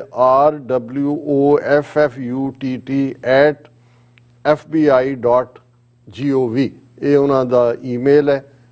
ਦਰਸ਼ਕ ਜਿਹੜੇ ਨੇ ਉਹਨੂੰ ਜ਼ਰਾ ਰਿਪੀਟਡਲੀ ਜਰਾ ਫੋਕਸ ਕਰਕੇ ਦਿਖਾ ਦੇ ਸਾਡੀ ਟੈਕਨੀਕਲ ਟੀਮ। ਜੀ। ਔਰ ਉਹਨਾਂ ਨੇ ਜਿਹੜਾ ਨਾ ਸਿਰਫ ਇਨਵੈਸਟੀਗੇਸ਼ਨ ਲੋਕਲ ਲੈਵਲ ਦੇ ਉੱਤੇ ਇਸ ਘਟਨਾ ਦੀ ਖੋਲ੍ਹੀ ਹੈ, ਉਹਨਾਂ ਨੇ ਨਾਲ ਦੀ ਨਾਲ ਇਹ ਵੀ ਕਿਹਾ ਵੀ ਕਿਤੇ ਵੀ ਅਮਰੀਕਾ ਦੇ ਵਿੱਚ ਹੋਰ ਮੁਲਕਾਂ 'ਚ ਜਿੱਥੇ ਜਿੱਥੇ ਇਸ ਕਿਸਮ ਦਾ ਜਿਹਦੇ 'ਚ ਹੁਣ ਇਸ਼ੂ ਇਹ ਆ ਗਿਆ ਜਿਹਦੇ ਤੇ ਮੈਂ ਸਮਝਦਾ ਵੀ ਬਹੁਤ ਵਾਈਜ਼ ਮੂਵ ਲੋਕਲ ਐਕਟਿਵਿਸਟ ਦਾ ਹੈ ਕਿ ਇੰਡੀਅਨ ਗਵਰਨਮੈਂਟ, ਉਹਨਾਂ ਦੇ ਹਾਈ ਕਮਿਸ਼ਨ, ਉਹਨਾਂ ਦੇ ਕੌਂਸੂਲੇਟ ਸਿੱਖ ਮਾਮਲਿਆਂ 'ਚ ਇੰਟਰਫੀਅਰ ਕਰ ਰਹੇ ਨੇ। ਹੁਣ ਜਿਹੜੀ ਡਿਪਲੋਮੈਟਿਕ ਪ੍ਰੋਟੋਕੋਲ ਹੈ, ਜਦੋਂ ਇਹ ਆਪਣੇ ਕ੍ਰੈਡੈਂਸ਼ੀਅਲਸ ਦਿੰਦੇ ਨੇ ਜਾਂ ਦੂਜੇ, ਇਹ ਰਿਪਰੈਜ਼ੈਂਟ ਕਰਦੇ ਨੇ ਸਿਰਫ ਤੇ ਸਿਰਫ ਇੰਡੀਆ ਨੂੰ। ਆਮ ਅਮਰੀਕਨ ਸਿਟੀਜ਼ਨਸ ਜਾਂ ਪਰਮਾਨੈਂਟ ਰੈਜ਼ੀਡੈਂਟਸ ਜਾਂ ਈਵਨ ਗੁਰਦੁਆਰਿਆਂ ਦੇ ਮਾਮਲੇ 'ਚ ਕੋਈ ਇੰਟਰਫੀਅਰ ਨਹੀਂ ਕਰ ਸਕਦੇ। ਪਰ ਜਿਸ ਅੰਦਾਜ਼ ਦੇ ਵਿੱਚ ਇਹਨਾਂ ਕੌਂਸੂਲੇਟ, ਇਹ ਠੀਕ ਹੈ ਕਿ ਵੀਜ਼ਿਆਂ ਨੂੰ ਤੁਸੀਂ ਐਜ਼ ਏ ਵੈਪਨ ਯੂਜ਼ ਕਰੋ, ਜਿਹੜਾ ਕਰਦੇ ਹੀ ਨੇ ਕਿ ਜੀ ਵੀਜ਼ਾ ਨਹੀਂ ਦੇਣਾ ਇੰਡੀਆ ਦਾ, ਖਸਮਾਂ ਨੂੰ ਕਹੋ ਨਾ ਦਿਓ, ਲੇਕਿਨ ਜਿਸ ਅੰਦਾਜ਼ ਦੇ ਵਿੱਚ ਇਹ ਗੁਰਦੁਆਰਿਆਂ ਦੇ ਵਿੱਚ ਅਸਰਅੰਦਾਜ਼ ਹੁੰਦੇ ਨੇ, ਜਿਵੇਂ ਆ ਹਰਕਤ ਇਹਨਾਂ ਨੇ ਕਰਾਈ, ਕਿਉਂਕਿ ਉਸ ਤੋਂ ਪਹਿਲਾਂ ਜਦੋਂ ਕਨੈਟੀਕਟ ਸਟੇਟ ਨੇ ਪਾਸ ਕੀਤਾ ਸਿੱਖ ਜੈਨੋਸਾਈਡ, ਔਰ ਦੂਸਰਾ ਇਹਨਾਂ ਦਾ ਕੌਂਸਲ ਜਨਰਲ ਖੁਦ ਜਾ ਕੇ ਜਿਹੜਾ ਉੱਥੇ ਇੰਟਰਫੀਅਰ ਕਰਦਾ ਰਿਹਾ। ਔਰ ਜਦੋਂ ਇਹ ਸਿੱਖ ਨੈਸ਼ਨਲ ਡੇ 29 ਅਪ੍ਰੈਲ ਨੂੰ ਮੰਨਿਆ ਗਿਆ, ਜਾ ਕੇ ਉੱਥੇ ਸਪੀਕਰ ਦੇ ਨਾਲ ਬਹਿਸਿਆ ਕਿ ਜੀ ਇਹ ਤੁਸੀਂ ਕਿਵੇਂ ਕਰ ਰਹੇ ਹੋ। ਇਸੇ ਤਰ੍ਹਾਂ ਜਦੋਂ ਫਰੈਜ਼ਨੋ ਦੇ ਵਿੱਚ ਸਰ ਜਸਵੰਤ ਸਿੰਘ ਖਾਲੜਾ ਦੇ ਨਾਂ ਦੇ ਉੱਤੇ ਜਿਹੜਾ ਮਤਾ ਆਇਆ ਔਰ ਉਹ ਉਸ ਤੋਂ ਬਾਅਦ ਪਾਰਕ ਬਣਿਆ, ਜਾਂ ਦੂਜਾ ਸੈਨ ਫਰਾਂਸਿਸਕੋ ਵਾਲਾ ਇਹਨਾਂ ਦਾ ਕੌਂਸਲ ਜਨਰਲ ਜਿਹੜਾ, ਉਹ ਦੇਖਿਆ ਗਿਆ ਵੀ ਜਿਹੜੇ ਉੱਥੇ ਦੇ ਕੌਂਸਲਮੈਨ ਸੀ ਉਹਨਾਂ ਦੇ ਨਾਲ ਡੌਬੀ ਕਰ ਰਿਹਾ ਸੀ। ਹੁਣ ਇਹ ਸਾਰੀਆਂ ਘਟਨਾਵਾਂ ਨੇ ਜਿਨ੍ਹਾਂ ਨੂੰ ਹਾਈਲਾਈਟ ਕਰਨ ਦੀ ਲੋੜ ਹੈ। ਔਰ ਇਹ ਜਿਹੜਾ ਪਾਰਟ ਹੈ ਕਿ ਭਾਈ ਇਹਨਾਂ ਨੇ ਕਿਵੇਂ ਜਰਮਨ ਦੇ ਵਿੱਚ 2 ਕਨਵਿਕਸ਼ਨਸ ਹੋਈਆਂ, ਜਿਹਦੇ 'ਚ ਕਿ ਇਹਨਾਂ ਨੇ ਆਪਣੇ ਏਜੰਟ ਇੰਡੀਅਨ ਰਾ ਨੇ ਜਿਹੜੇ ਉਹਨਾਂ ਦੇ ਉੱਥੇ ਮਿਸ਼ਨ ਸੀ, ਉਹਨਾਂ ਰਾਹੀਂ ਗੁਰਦੁਆਰਿਆਂ ਦੇ ਵਿੱਚ ਔਰ ਸਿੱਖ ਗਰੁੱਪ ਜਿਹੜੇ ਖਾਲਿਸਤਾਨ ਦੇ ਲਈ ਸੰਘਰਸ਼ ਕਰ ਰਹੇ ਨੇ ਉਹਨਾਂ ਦੇ ਵਿੱਚ ਇੰਟਰਫੇਰੈਂਸ ਕੀਤੀ। ਆਸਟ੍ਰੇਲੀਆ 'ਚ ਤਾਂ ਅਸੀਂ ਦੇਖਦੇ ਹਾਂ ਵੀ ਕਿਵੇਂ ਕਿਸਾਨ ਮੋਰਚੇ ਦੇ ਚੱਲਦੇ ਆ, ਕਿਵੇਂ ਇਹਨਾਂ ਨੇ ਹਿੰਦੂਤਵੀ ਗੁੰਡਿਆਂ ਨੇ ਸਿੱਖਾਂ ਦੇ ਉੱਤੇ ਅਟੈਕ ਕੀਤੇ, ਔਰ ਕਿਵੇਂ ਜਿਹੜਾ ਉਹ ਹਰਿਆਣਵੀ ਇਸ ਸਾਰੇ ਦੇ ਨਾਲ ਜੁੜਿਆ ਹੋਇਆ ਸੀ ਉਹਨੂੰ ਡਿਪੋਰਟ ਕੀਤਾ। ਸੋ ਇਹ ਹੁਣ ਵਕਤ ਹੈ, ਮੈਂ ਸਮਝਦਾ ਵੀ ਇਹ ਬਹੁਤ ਵੱਡੀ ਸਕਸੈਸ ਹੈ, ਬਿਲਕੁਲ, ਕਿਉਂਕਿ ਇਹ ਉਹਨਾਂ ਦਾ ਪਾਇਲਟ ਪ੍ਰੋਜੈਕਟ ਸੀ ਇੰਡੀਅਨਸ ਦਾ, ਕਿ ਜੇ ਇਹ ਇਹਨਾਂ ਨੂੰ ਜਿਹੜਾ ਅਸੀਂ ਡਿਫੈਂਸਿਵ ਹੀ ਰਹਿੰਦੇ ਜਾਂ ਸਿਰਫ 2-4 ਆਪਣੀਆਂ ਗੱਲਾਂ ਕਰਕੇ ਹਟ ਜਾਂਦੇ, ਤਾਂ ਇਹਨਾਂ ਨੇ ਇਹ ਹਰ ਗਲੀ ਕੂਚੇ ਅਮਰੀਕਾ ਜਿੱਥੇ ਜਿੱਥੇ ਖਾਲਿਸਤਾਨ ਦੀ ਗੱਲ ਹੈ ਉੱਥੇ ਬਰਾਬਰ ਆਪਣੇ ਹਿੰਦੂਤਵੀ ਗੁੰਡੇ ਲਿਆ ਕੇ ਉਹਨੂੰ ਚੈਲੰਜ ਕਰਾਉਣ ਦੀ ਲਾਈਨ ਰੱਖਣੀ ਸੀ। ਔਰ ਇਸ ਕਿਸਮ ਦਾ ਜਿਹੜਾ ਵਰਤਾਰਾ ਹੈ, ਕਿਉਂਕਿ ਪੈਸੇ ਇਹਨਾਂ ਦੇ ਕੋਲ ਖੁੱਲੇ ਨੇ, ਤੁਸੀਂ ਕਰਕੇ ਵੈਨਾ ਹਾਇਰ ਕਰ ਲਓ, ਉੱਤੇ ਲਾ ਲਓ, ਤੁਸੀਂ ਬਦਨਾਮ ਕਰੀ ਜਾਓ। ਔਰ ਇਹ ਉਹਨਾਂ ਦਾ ਇਹ ਨਿਪ ਦਾ ਈਵਲ ਇਨ ਦਾ ਬਡ ਦੇ ਥੱਲੇ ਮੈਂ ਸਮਝਦਾ ਵੀ ਇਹ ਮੌਕਾ ਵੀ ਹੈ। ਔਰ FBI ਦੇ ਮੇਨ ਰਿਪਰੈਜ਼ੈਂਟੇਟਿਵ ਆਉਣ ਵਾਲੇ ਦਿਨਾਂ 'ਚ ਸਿੱਖ ਡੈਲੀਗੇਸ਼ਨਸ ਨਾਲ ਵੀ ਮਿਲ ਰਹੇ ਨੇ। ਪਰ ਇਸ ਵੇਲੇ ਜਿਹੜੀ ਸਭ ਤੋਂ ਜ਼ਿਆਦਾ ਲੋੜ ਹੈ ਉਹ ਹੈ ਕਿ ਇਹਨਾਂ ਤੱਕ ਜਿਹੜੀ ਉਹਨਾਂ ਨੇ ਰੌਨ ਆਫਟ ਨੇ ਆਪਣੀ ਈਮੇਲ ਦਿੱਤੀ ਹੈ, ਇਨਵੈਸਟੀਗੇਸ਼ਨ ਦਾ ਇੰਚਾਰਜ ਹੈ, ਉਹਨਾਂ ਤੱਕ ਵੱਧ ਤੋਂ ਵੱਧ ਜਾਣਕਾਰੀ ਪਹੁੰਚਾਈ ਜਾਏ, ਸਾਂਝੀ ਕੀਤੀ ਜਾਏ। ਅਸੀਂ ਇਸ ਪਲੇਟਫਾਰਮ ਤੋਂ ਅੱਡ-ਅੱਡ ਥਾਵਾਂ ਤੇ ਜਿੱਥੇ ਜਿੱਥੇ ਵੀ, ਕਿਉਂਕਿ ਇੱਥੇ ਜ਼ਬਾਨੀ ਕਲਾਮੀ ਚਲੋ ਅਸੀਂ ਜੇ ਮਿਲ ਵੀ ਲਾਂਗੇ ਉਹਨਾਂ ਨੂੰ ਦੱਸਾਂਗੇ ਵੀ ਆਹ ਮੌਕਾ, ਲੇਕਿਨ ਅਲਟੀਮੇਟਲੀ ਗੱਲ ਡਾਕੂਮੈਂਟੇਸ਼ਨ ਦੀ ਹੈ। ਸੋ ਉਹ ਸਾਡੇ ਆਸਟ੍ਰੇਲੀਆ ਦੇ ਭੈਣ ਭਰਾ ਨੇ ਜਿਹੜੇ ਕਾਫੀ ਜਿਹੜੇ ਨੇ ਪੇਪਰ ਵਰਕ ਦੇ ਮਾਮਲੇ ਦੇ ਵਿੱਚ ਪੂਰੇ ਅਪ ਟੂ ਡੇਟ ਨੇ, ਔਰ ਹੋਰ ਥਾਵਾਂ ਤੇ ਵੀ ਜਿੱਥੇ ਜਿੱਥੇ ਵੀ ਕੋਈ ਘਟਨਾਵਾਂ ਜਿਹਦੇ 'ਚ ਕਿ ਇੰਡੀਅਨ ਐਮਬੈਸੀ ਕੌਂਸੂਲੇਟ 'ਚ ਉਹਨਾਂ ਦੇ ਬੰਦਿਆਂ ਨੇ ਇੰਟਰਫੇਰੈਂਸ ਕੀਤੀ ਹੈ, ਉਹਨਾਂ ਦਾ ਰਿਕਾਰਡਡ ਪਾਰਟ ਇਹ ਮੈਟੀਰੀਅਲ ਉਹਨਾਂ ਨੂੰ ਭੇਜਣ। ਔਰ ਨਾਲ ਦੀ ਨਾਲ ਥੱਲੇ ਸਵਰਨਜੀਤ ਸਿੰਘ ਖਾਲਸਾ ਨੇ ਆਪਣੀ ਈਮੇਲ ਵੀ ਦਿੱਤੀ ਹੈ, swaran@gmail.com, ਇੱਕ ਕਾਪੀ ਉਹਨਾਂ ਨੂੰ ਵੀ ਭੇਜ ਦੇਣ, ਤਾਂ ਕਿ ਕਿਉਂਕਿ ਲੋਕਲ ਇਵੈਂਟ ਨਾਰਵਿਚ ਦੇ ਵਿੱਚ ਦੀ ਇਨਵੈਸਟੀਗੇਸ਼ਨ ਦੇ ਮਾਮਲੇ 'ਚ ਇਹੀ ਕੰਟੈਕਟ ਪਰਸਨ ਹੋਣਗੇ। ਸੋ ਅਸੀਂ ਇਸ ਕੇਸ ਨੂੰ ਸਟਰੋਂਗਲੀ ਬਿਲਟ ਕਰੀਏ ਤਾਂ ਕਿ ਆਉਣ ਵਾਲੇ ਪੀਰੀਅਡ ਦੇ ਵਿੱਚ ਇਹਨਾਂ ਦਾ ਜਿਹੜਾ ਇਸ ਕਿਸਮ ਦਾ ਜਿਹੜਾ ਭੱਦਾਪਨ ਹੈ, ਜਿਸ ਦੇ ਰਾਹੀਂ ਇਹ ਸਿੱਖਾਂ ਨੂੰ ਉਸ ਬਦਨਾਮੀ ਦੇ ਵਿੱਚ ਉਹਨਾਂ ਦੀ ਇੱਕ, ਜਦੋਂ ਅਸੀਂ ਕਰੈਕਟਰ ਅਸੈਸੀਨੇਸ਼ਨ ਕਹਿੰਦੇ ਹਾਂ, ਇਮੇਜ ਨੂੰ ਔਰ ਸਿੱਖ ਸਟਰਗਲ ਨੂੰ, ਖਾਲਿਸਤਾਨ ਦੇ ਨੂੰ, ਔਰ ਉਸ ਨੂੰ ਸਭ ਨੂੰ ਦਹਿਸ਼ਤਗਰਦੀ ਨਾਲ ਜੋੜਨ ਦੀ ਇਹਨਾਂ ਦੀ ਜਿਹੜੀ ਕੁਚਾਲ ਹੈ ਉਸ ਦਾ ਮੂੰਹ ਭੰਨ ਸਕੀਏ। ਸੋ ਇਹ ਬਹੁਤ ਵੱਡੀ ਜਿਹੜੀ ਹੈ ਮੈਂ ਸਮਝਦਾ ਵੀ ਅਚੀਵਮੈਂਟ ਹੈ ਕਿ FBI ਨੇ ਇਸ ਇਨਵੈਸਟੀਗੇਸ਼ਨ ਨੂੰ ਆਪਣੇ ਹੱਥਾਂ 'ਚ ਲੈ ਕੇ ਫਰਦਰ ਇਸ ਦਾ ਦਾਇਰਾ ਵੀ ਵਧਾ ਦਿੱਤਾ ਹੈ ਇਹ ਸਿਰਫ ਹੁਣ ਨਾਰਵਿਚ ਤੱਕ ਮਹਿਦੂਦ ਨਹੀਂ ਹੈ। ਉਹ ਇਹ ਜਾਣਨਾ ਚਾਹੁੰਦੇ ਨੇ ਕਿ ਹੋਰ ਕਿੱਥੇ ਕਿੱਥੇ ਇਹ ਇੰਡੀਅਨ, ਔਰ ਜੇ ਅਸੀਂ ਇਸ ਨੂੰ ਕੋਈ ਸਾਬਤ ਕਰ ਪਾਏ ਫਿਰ ਨੈਕਸਟ ਸਟੈਪ ਹੁੰਦਾ ਹੈ ਵੀ ਜਿਹੜੇ ਕੌਂਸਲ ਜਨਰਲ ਜਾਂ ਐਂਬੈਸਡਰ ਇਨਵੋਲਵ ਨੇ ਉਹਨਾਂ ਇਹ ਇਨਵੈਸਟੀਗੇਸ਼ਨ FBI ਦੀ ਫਿਰ ਸਟੇਟ ਡਿਪਾਰਟਮੈਂਟ ਦੇ ਕੋਲ ਜਾਏਗੀ ਜਿਨ੍ਹਾਂ ਕੋਲ ਆਪਣੇ ਕ੍ਰੈਡੈਂਸ਼ੀਅਲਸ ਦਿੰਦੇ ਨੇ, ਔਰ ਉਹਨਾਂ ਚੋਂ ਪਰਸੋਨਾ ਨੌਨ ਗ੍ਰੇਟਾ ਵੀ ਇਹਨਾਂ ਨੂੰ ਬਾਹਰ ਕੱਢੋ ਔਰ ਫਿਊਚਰ ਦੇ ਲਈ ਵੀ ਇਹਨਾਂ ਨੂੰ ਨੱਥ ਪੈ ਜਾਏਗੀ। ਨਹੀਂ ਤਾਂ ਇਹ ਤਾਂ ਸ਼ਰੇਆਮ ਇੱਥੇ ਇਵੇਂ ਧਮਕਾਉਂਦੇ ਨੇ ਅਮਰੀਕਨ ਸਿਟੀਜ਼ਨਸ ਨੂੰ, ਸਿੱਖਾਂ ਨੂੰ ਔਰ ਦੂਸਰਿਆਂ ਨੂੰ, ਜਿਵੇਂ ਕਿ ਇਹ ਇਹਨਾਂ ਦਾ ਅਮਰੀਕਾ 'ਚ ਵੀ ਰਾਜ ਇਹਨਾਂ ਦਾ ਹੋਏ। ਸੋ ਅਸੀਂ ਸਮਝਦੇ ਹਾਂ ਕਿ ਇਸ ਵੇਲੇ ਡਾਕੂਮੈਂਟੇਸ਼ਨ ਵੱਧ ਤੋਂ ਵੱਧ ਜਿਹੜੀ ਹੈ ਉਹ ਇਹਨਾਂ ਨੂੰ ਪ੍ਰੋਵਾਈਡ ਕਰਨ ਦੀ ਜੀ। ਡਾਕਟਰ ਸਾਹਿਬ ਤੁਹਾਡਾ ਬਹੁਤ ਬਹੁਤ ਸ਼ੁਕਰੀਆ। ਸਾਥ ਲੈਣਾ ਬ੍ਰੇਕ। ਵਿਊਅਰਸ ਤੁਸੀਂ ਇਸੇ ਤਰ੍ਹਾਂ ਬਣੇ ਰਹਿਣਾ, ਮਿਲਦੇ ਹਾਂ ਛੋਟੇ ਜਿਹੇ ਵਕਫੇ ਤੋਂ ਬਾਅਦ।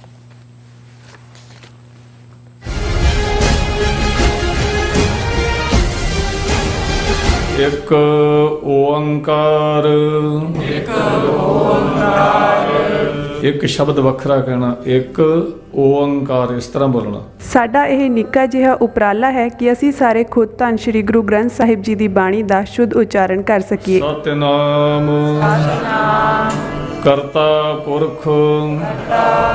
ਪਰਿਵਾਰ ਵਿੱਚ ਬੈਠ ਕੇ ਇਸ ਪ੍ਰੋਗਰਾਮ ਨੂੰ ਦੇਖੀਏ ਤੇ ਆਪਣੇ ਪਰਿਵਾਰਾਂ ਨੂੰ ਗੁਰਬਾਣੀ ਨਾਲ ਜੋੜੀਏ। TV 84 ਤੇ ਹਰ ਰੋਜ਼ ਸ਼ਾਮ 6 ਵਜੇ ਤੋਂ 6:30 ਵਜੇ ਤੱਕ ਗੁਰਬਾਣੀ ਸੰਥਿਆ ਦਾ ਪ੍ਰਸਾਰਣ ਕੀਤਾ ਜਾਵੇਗਾ। ਕੀ ਤੁਸੀਂ ਆਪਣੇ ਟੈਕਸਸ ਨੂੰ ਲੈ ਕੇ ਚਿੰਤਤ ਹੋ? ਤੁਸੀਂ ਆਪਣੀ ਕਮਾਈ ਲਈ ਮਿਹਨਤ ਕਰਦੇ ਹੋ, ਭਾਵੇਂ ਤੁਸੀਂ ਨੌਕਰੀ ਵਿੱਚ ਹੋਵੋ ਜਾਂ ਆਪਣਾ ਬਿਜ਼ਨਸ ਚਲਾਉਂਦੇ ਹੋ। ਜਦੋਂ ਟੈਕਸ ਭਰਨ ਦਾ ਸਮਾਂ ਆਉਂਦਾ ਹੈ ਤਾਂ ਤੁਹਾਨੂੰ ਇੱਕ ਭਰੋਸੇਯੋਗ ਟੈਕਸ ਅਕਾਊਂਟੈਂਟ ਦੀ ਲੋੜ ਹੈ ਜੋ ਟੈਕਸ ਬੈਲੈਂਸ ਦਾ ਤੁਹਾਡੇ ਪੱਖ ਵਿੱਚ ਜਾਣਾ ਯਕੀਨੀ ਬਣਾਵੇ। ਸਿਆਟਲ ਦੀ ਜਾਣੀ ਪਛਾਣੀ company accurate accountants and taxes ਤੁਹਾਡੀ ਸੇਵਾ ਵਿੱਚ ਹਾਜ਼ਰ ਹੈ। ਅਸੀਂ ਹਰ ਤਰ੍ਹਾਂ ਦੇ ਟੈਕਸ ਭਰਨ ਵਿੱਚ ਤੁਹਾਡੀ ਮਦਦ ਕਰਾਂਗੇ। ਟੈਕਸ ਸੰਬੰਧੀ ਕਿਸੇ ਵੀ ਤਰ੍ਹਾਂ ਦੇ ਸਵਾਲ ਲਈ ਅੱਜ ਹੀ ਸਾਡੇ ਤੱਕ ਪਹੁੰਚ ਕਰੋ। Accurate accountants and Texas.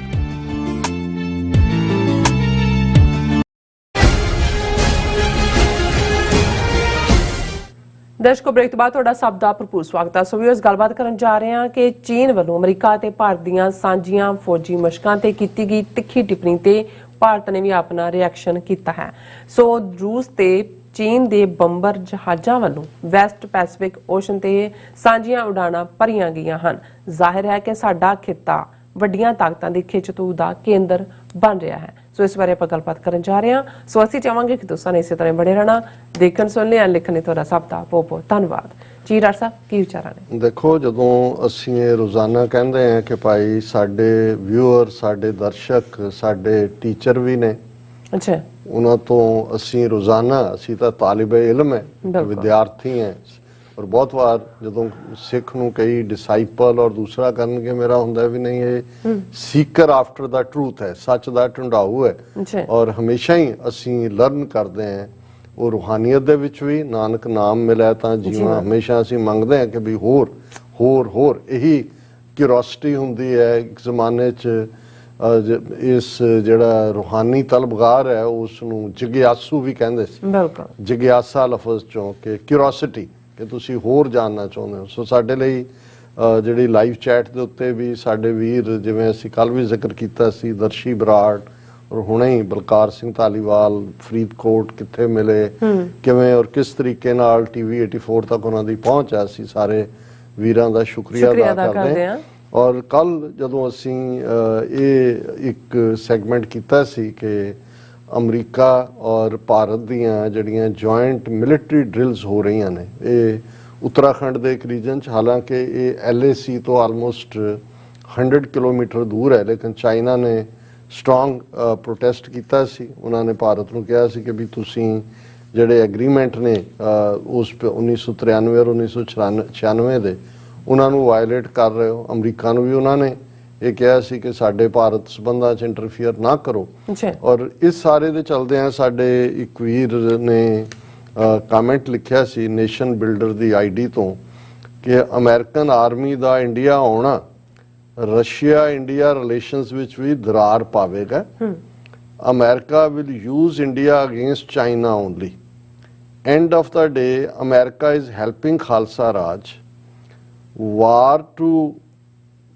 ਵਾਰ ਤੋਂ ਬਾਅਦ ਹੀ ਨਵੀਆਂ ਕੰਟਰੀਜ਼ ਹੋਂਦ ਵਿੱਚ ਆਉਂਦੀਆਂ ਨੇ, in the end America will approve Khalistan. ਦੇਖੋ ਮੈਨੂੰ ਇਹ ਲੱਗਦਾ ਹੁੰਦਾ ਹੈ ਕਿ ਵੀ ਚਲੋ ਸਾਡੀ ਜਿਹੜੀ ਕੋਸ਼ਿਸ਼ ਹੁੰਦੀ ਹੈ, ਹਾਲਾਂ ਸਾਡਾ ਇੱਕ ਵੱਡਾ ਤਬਕਾ ਸਿਰਫ ਉਹ ਲੋਕਲ ਪੋਲਿਟਿਕਸ ਤੱਕ ਹੀ ਮਹਿਦੂਦ ਰਹਿਣਾ ਚਾਹੁੰਦਾ ਹੈ ਕਿ ਭਗਵੰਤ ਮਾਨ ਨੇ ਕੀ ਕਿਹਾ ਤੇ ਉਹਨੇ ਕੀ ਕਿਹਾ, ਤੇ ਪਰ ਮੈਨੂੰ ਇਹ ਹੁੰਦਾ ਹੈ ਵੀ local of course day to day ਜਿਨ੍ਹਾਂ ਨੇ ਜਿੱਥੇ ਰਹਿਣਾ ਹੈ ਉਹ ਐਕਟੀਵਿਟੀਜ਼ ਮੈਟਰ ਕਰਦੀਆਂ ਨੇ, ਪਰ ਜਦੋਂ ਅਸੀਂ ਹੁਣ ਵੱਡੇ ਦਾਇਰਾਕਾਰ ਦੇ ਵਿੱਚ ਆਪਣੀ ਲੜਾਈ ਲੜ ਰਹੇ ਹਾਂ ਔਰ ਇੰਟਰਨੈਸ਼ਨਲੀ ਜਿਵੇਂ ਅਸੀਂ ਡਿਸਕਸ ਕਰਕੇ ਹਟੇ ਹਾਂ ਕਿ ਭਾਈ ਜੇ ਜਗਮੀਤ ਸਿੰਘ ਉਹਨਾਂ ਦੀ ਪਾਰਟੀ ਕਿਸ ਲੈਵਲ ਤੇ ਉਧਰ ਇੰਡੀਆ ਸੈਲੀਬ੍ਰੇਟ ਕਰ ਰਿਹਾ ਜੀ, G20 ਦੀ ਸਾਨੂੰ ਪ੍ਰਧਾਨਗੀ ਮਿਲ ਗਈ, ਅਸੀਂ ਵਿਸ਼ਵ ਗੁਰੂ ਬਣ ਗਏ, ਅਸੀਂ 200 ਥਾਵਾਂ ਦੇ ਉੱਤੇ ਇੱਥੇ ਬਲਬ ਜਗਾ ਦੇਣਾ, ਉੱਥੇ ਦੀਵਾ ਜਗਾ ਦੇਣਾ, ਉੱਥੇ ਥਾਲੀ ਵਜਾ ਲੈਣੀ, ਜੋ ਡਰਾਮੇਬਾਜ਼ੀਆਂ ਕਰਦੇ ਨੇ, ਉੱਥੇ ਨਾਲ ਫਾਨਾ ਠੋਕ ਦਿੱਤਾ ਵੀ ਬਾਈਕਾਟ ਕਰੋ। ਉਹਨਾਂ ਨੇ ਕੈਨੇਡਾ ਗਵਰਨਮੈਂਟ ਨੂੰ ਕਿਹਾ ਵੀ ਇਹ ਵਰਸਟ ਵਾਇਲੇਟਰਸ ਨੇ ਹਿਊਮਨ ਰਾਈਟਸ।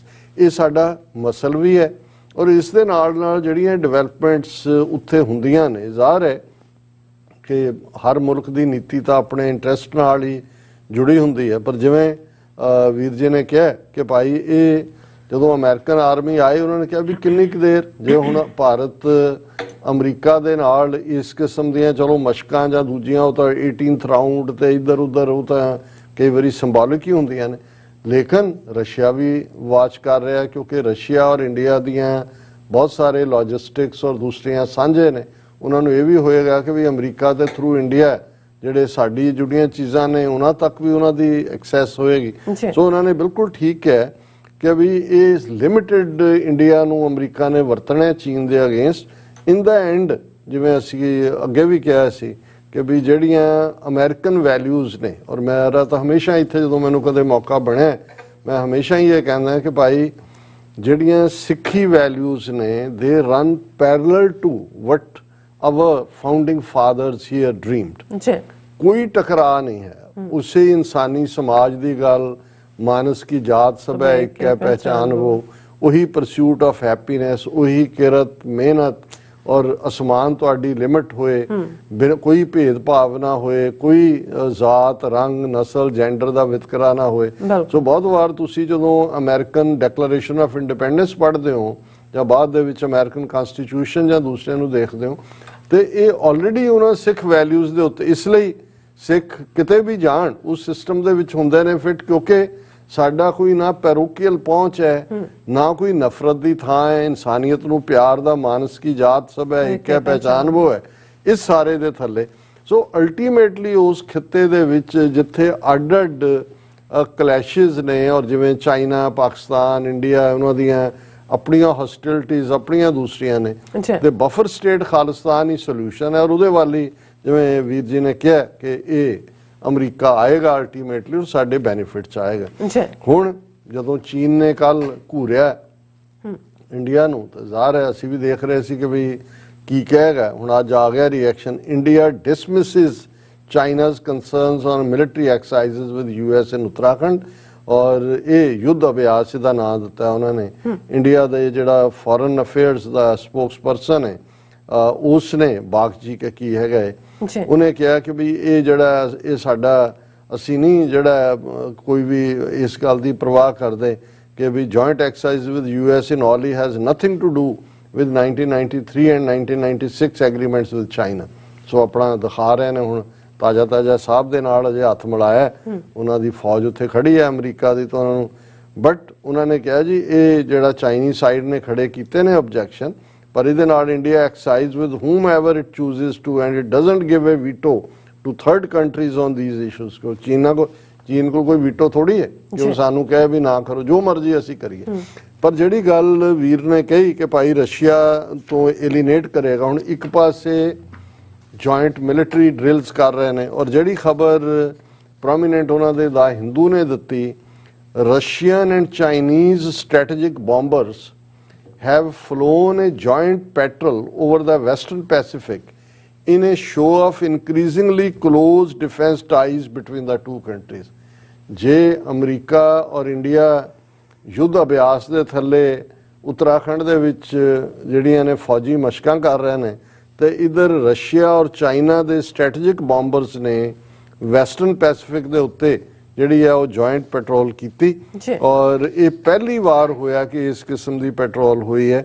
ਉਹਦੇ 'ਚ Russian Defense Ministry said that Tu-95 bombers of Russian Air Force and Chinese H-6K bombers flew over the Sea of Japan and East China Sea during an 8-hour mission.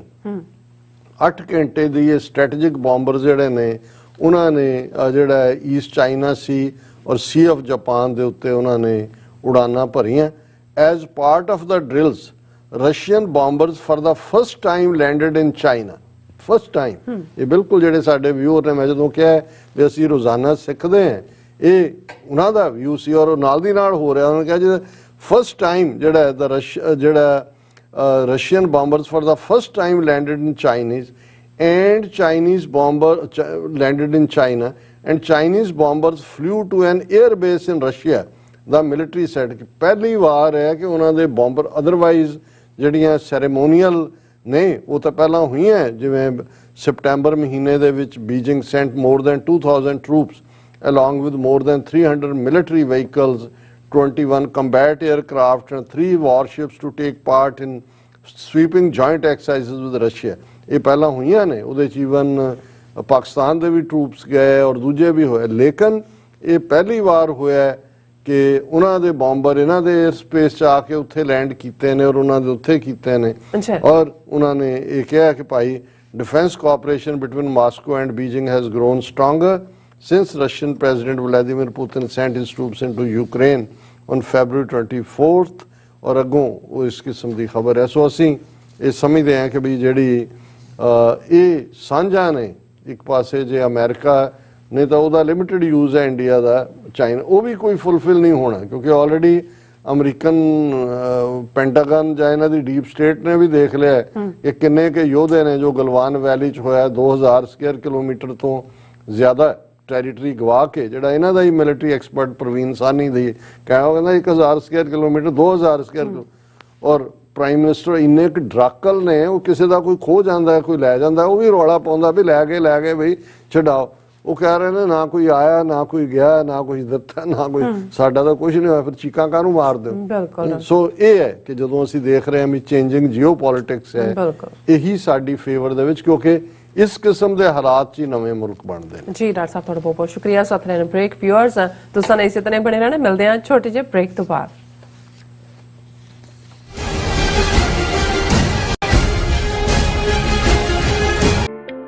Signature truck service route 81 ਉੱਤੇ exit 235 ਤੇ trucker ਵੀਰਾਂ ਲਈ 24 ਘੰਟੇ road service ਦੀ ਸੁਵਿਧਾ ਮੌਜੂਦ. Heavy duty repair, oil change, ਪੁਰਾਣੇ ਅਤੇ ਨਵੇਂ tyre, computer diagnostic, DPF cleaning, brake service ਜਾਂ ਰਸਤੇ ਵਿੱਚ ਆਈ ਹਰ ਤਰ੍ਹਾਂ ਦੀ ਰਿਪੇਅਰ ਪ੍ਰੋਫੈਸ਼ਨਲ ਟੀਮ ਵੱਲੋਂ ਕੀਤੀ ਜਾਂਦੀ ਹੈ. ਬ੍ਰੇਕਫਾਸਟ, ਲੰਚ ਅਤੇ ਡਿਨਰ ਲਈ ਪੰਜਾਬੀ ਢਾਬੇ ਦਾ ਆਨੰਦ ਵੀ ਮਾਣੋ. ਡਰਾਈਵਰ ਅਤੇ ਟਰੱਕ ਆਪਰੇਟਰ ਵੀਰ ਡਿਸਪੈਚ ਦੀ ਸਰਵਿਸ ਲਈ ਸਾਡੇ ਨਾਲ ਸੰਪਰਕ ਕਰਨ. Signature truck service 58 triangle drive, wares cave, Virginia 24486. ਕੀ ਤੁਸੀਂ ਰੋਜ਼ਾਨਾ ਕੰਮ ਤੇ ਆਪਣਾ ਵਧੇਰੇ ਸਮਾਂ ਬਿਤਾਉਣ ਤੋਂ ਪਰੇਸ਼ਾਨ ਹੋ? ਆਪਣੀ ਪੂੰਜੀ ਨੂੰ ਕੰਮ ਤੇ ਲਗਾਓ, ਸਾਡੇ ਨਾਲ ਇਨਵੈਸਟ ਕਰੋ. ਅਸੀਂ ਤੁਹਾਡੀ ਪੂੰਜੀ ਤੋਂ ਤੁਹਾਡੇ ਲਈ ਵਧੇਰੇ ਪੈਸੇ ਬਣਾ ਸਕਦੇ ਹਾਂ. ਅਸੀਂ ਪ੍ਰਾਈਵੇਟ ਇਕੁਇਟੀ ਇਨਵੈਸਟਮੈਂਟ ਫਰਮ ਹਾਂ ਤੇ ਕਮਰਸ਼ੀਅਲ ਰੀਅਲ ਏਸਟੇਟ ਵਿੱਚ ਮਾਹਿਰ ਹਾਂ. Property management, leasing, asset management, commercial real estate investment ਵਿੱਚ ਸਾਰੀਆਂ ਸੇਵਾਵਾਂ ਲਈ ਅਮਰੀਕਾ ਭਰ ਵਿੱਚੋਂ ਤੁਸੀਂ ਸਾਡੇ ਤੱਕ ਪਹੁੰਚ ਕਰ ਸਕਦੇ ਹੋ. ਆਜ਼ਾਦ ਕਮਰਸ਼ੀਅਲ ਰੀਅਲਟੀ ਸਰਵਿਸਿਜ਼ ਤੇ Azad family trust 701 North Port Oak Road, suite number 204, Houston, Texas.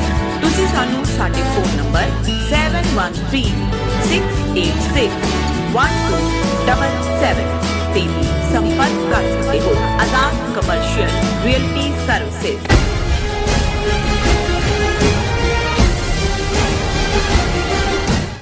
Viewers welcome back on programme. So viewers ਗੱਲਬਾਤ ਕਰਨ ਜਾ ਰਹੇ ਹਾਂ ਕਿ ਭਾਰਤੀ ਮੀਡੀਆ ਵੱਲੋਂ ਇੱਕ ਖਬਰ ਪ੍ਰਚਾਰੀ ਗਈ ਹੈ ਕਿ ਰੂਸ ਨੇ ਪਾਕਿਸਤਾਨ ਨੂੰ ਡਿਸਕਾਊਂਟ ਤੇ ਕਰੂਡ ਆਇਲ ਦੇਣ ਤੋਂ ਨਾ ਕਰ ਦਿੱਤੀ ਹੈ. ਪਿਛਲੇ ਦਿਨੀ ਪਾਕਿਸਤਾਨ ਦਾ ਡੈਲੀਗੇਸ਼ਨ ਮਾਸਕੋ ਦੇ ਦੌਰੇ ਤੇ ਗਿਆ ਸੀ.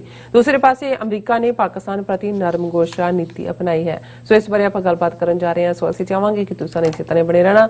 ਦੇਖਣ ਸੁਣਨ ਲਈ ਲਿਖਣ ਲਈ ਤੁਹਾਡਾ ਸਭ ਦਾ ਬਹੁਤ ਬਹੁਤ ਸ਼ੁਕਰੀਆ. ਜੀ ਡਾਕਟਰ ਸਾਹਿਬ ਕੀ ਕਹਿਣਾ ਚਾਹੋਗੇ?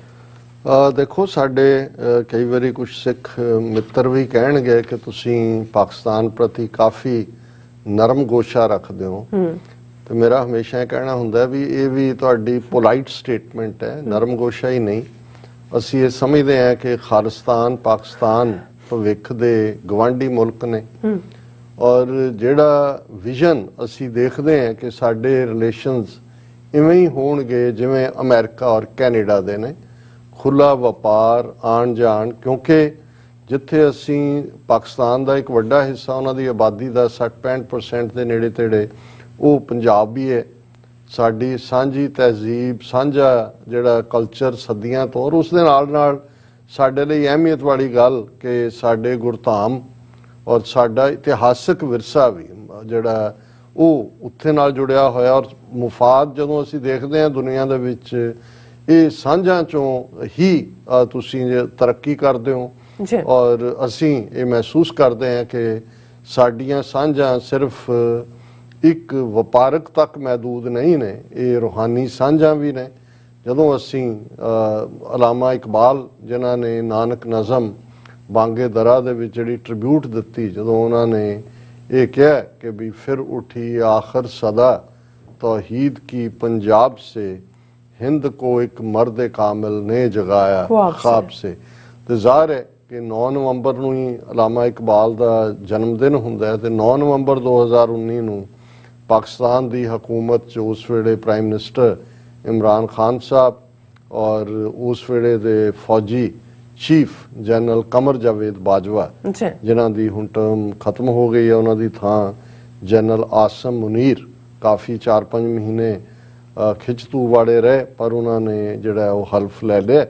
ਔਰ ਅਸੀਂ ਹੋਪ ਕਰਦੇ ਹਾਂ ਹਮੇਸ਼ਾ ਹੀ ਪਾਕਿਸਤਾਨ ਦੇ ਲਈ ਸਾਡੀਆਂ ਦੁਆਵਾਂ ਨੇ, ਪਾਕਿਸਤਾਨੀ ਆਵਾਮ ਜਿਵੇਂ ਸਿੱਖਾਂ ਨੂੰ ਪਿਆਰ ਕਰਦੇ ਨੇ, ਔਰ ਉਹ ਸਾਰਿਆਂ ਨੂੰ ਕਿ ਪਾਕਿਸਤਾਨ ਦੇ ਵਿੱਚ ਜਿਹੜੀ ਹੈ ਉਹ ਸਿਆਸੀ ਸਟੇਬਿਲਿਟੀ ਵੀ ਹੋ। ਬੇਸ਼ੱਕ ਹਕੂਮਤ ਸ਼ਹਬਾਜ਼ ਸ਼ਰੀਫ ਦੀ ਹੈ, 4 ਚੁਫੇਰੇ ਉਹ ਇੱਕ ਹਕੂਮਤ ਵਾਂਗ ਐਕਟ ਵੀ ਕਰ ਰਹੇ ਨੇ, ਲੇਕਿਨ ਜਿਸ ਤਾਕਤ ਦੇ ਨਾਲ ਇਮਰਾਨ ਖਾਨ ਆਪਣੇ ਲੋਕ ਸ਼ਕਤੀ ਦਾ ਮੁਜ਼ਾਹਰਾ ਕਰਦੇ ਨੇ, ਉਹ ਜਨਰਲ ਇਲੈਕਸ਼ਨਸ ਚਾਹੁੰਦੇ ਨੇ ਜਲਦੀ, ਉਹ ਇਸ ਹਕੂਮਤ ਨੂੰ ਜਿਹੜੀ ਹੈ ਇੰਪੋਰਟਡ ਹਕੂਮਤ ਕਹਿੰਦੇ ਨੇ।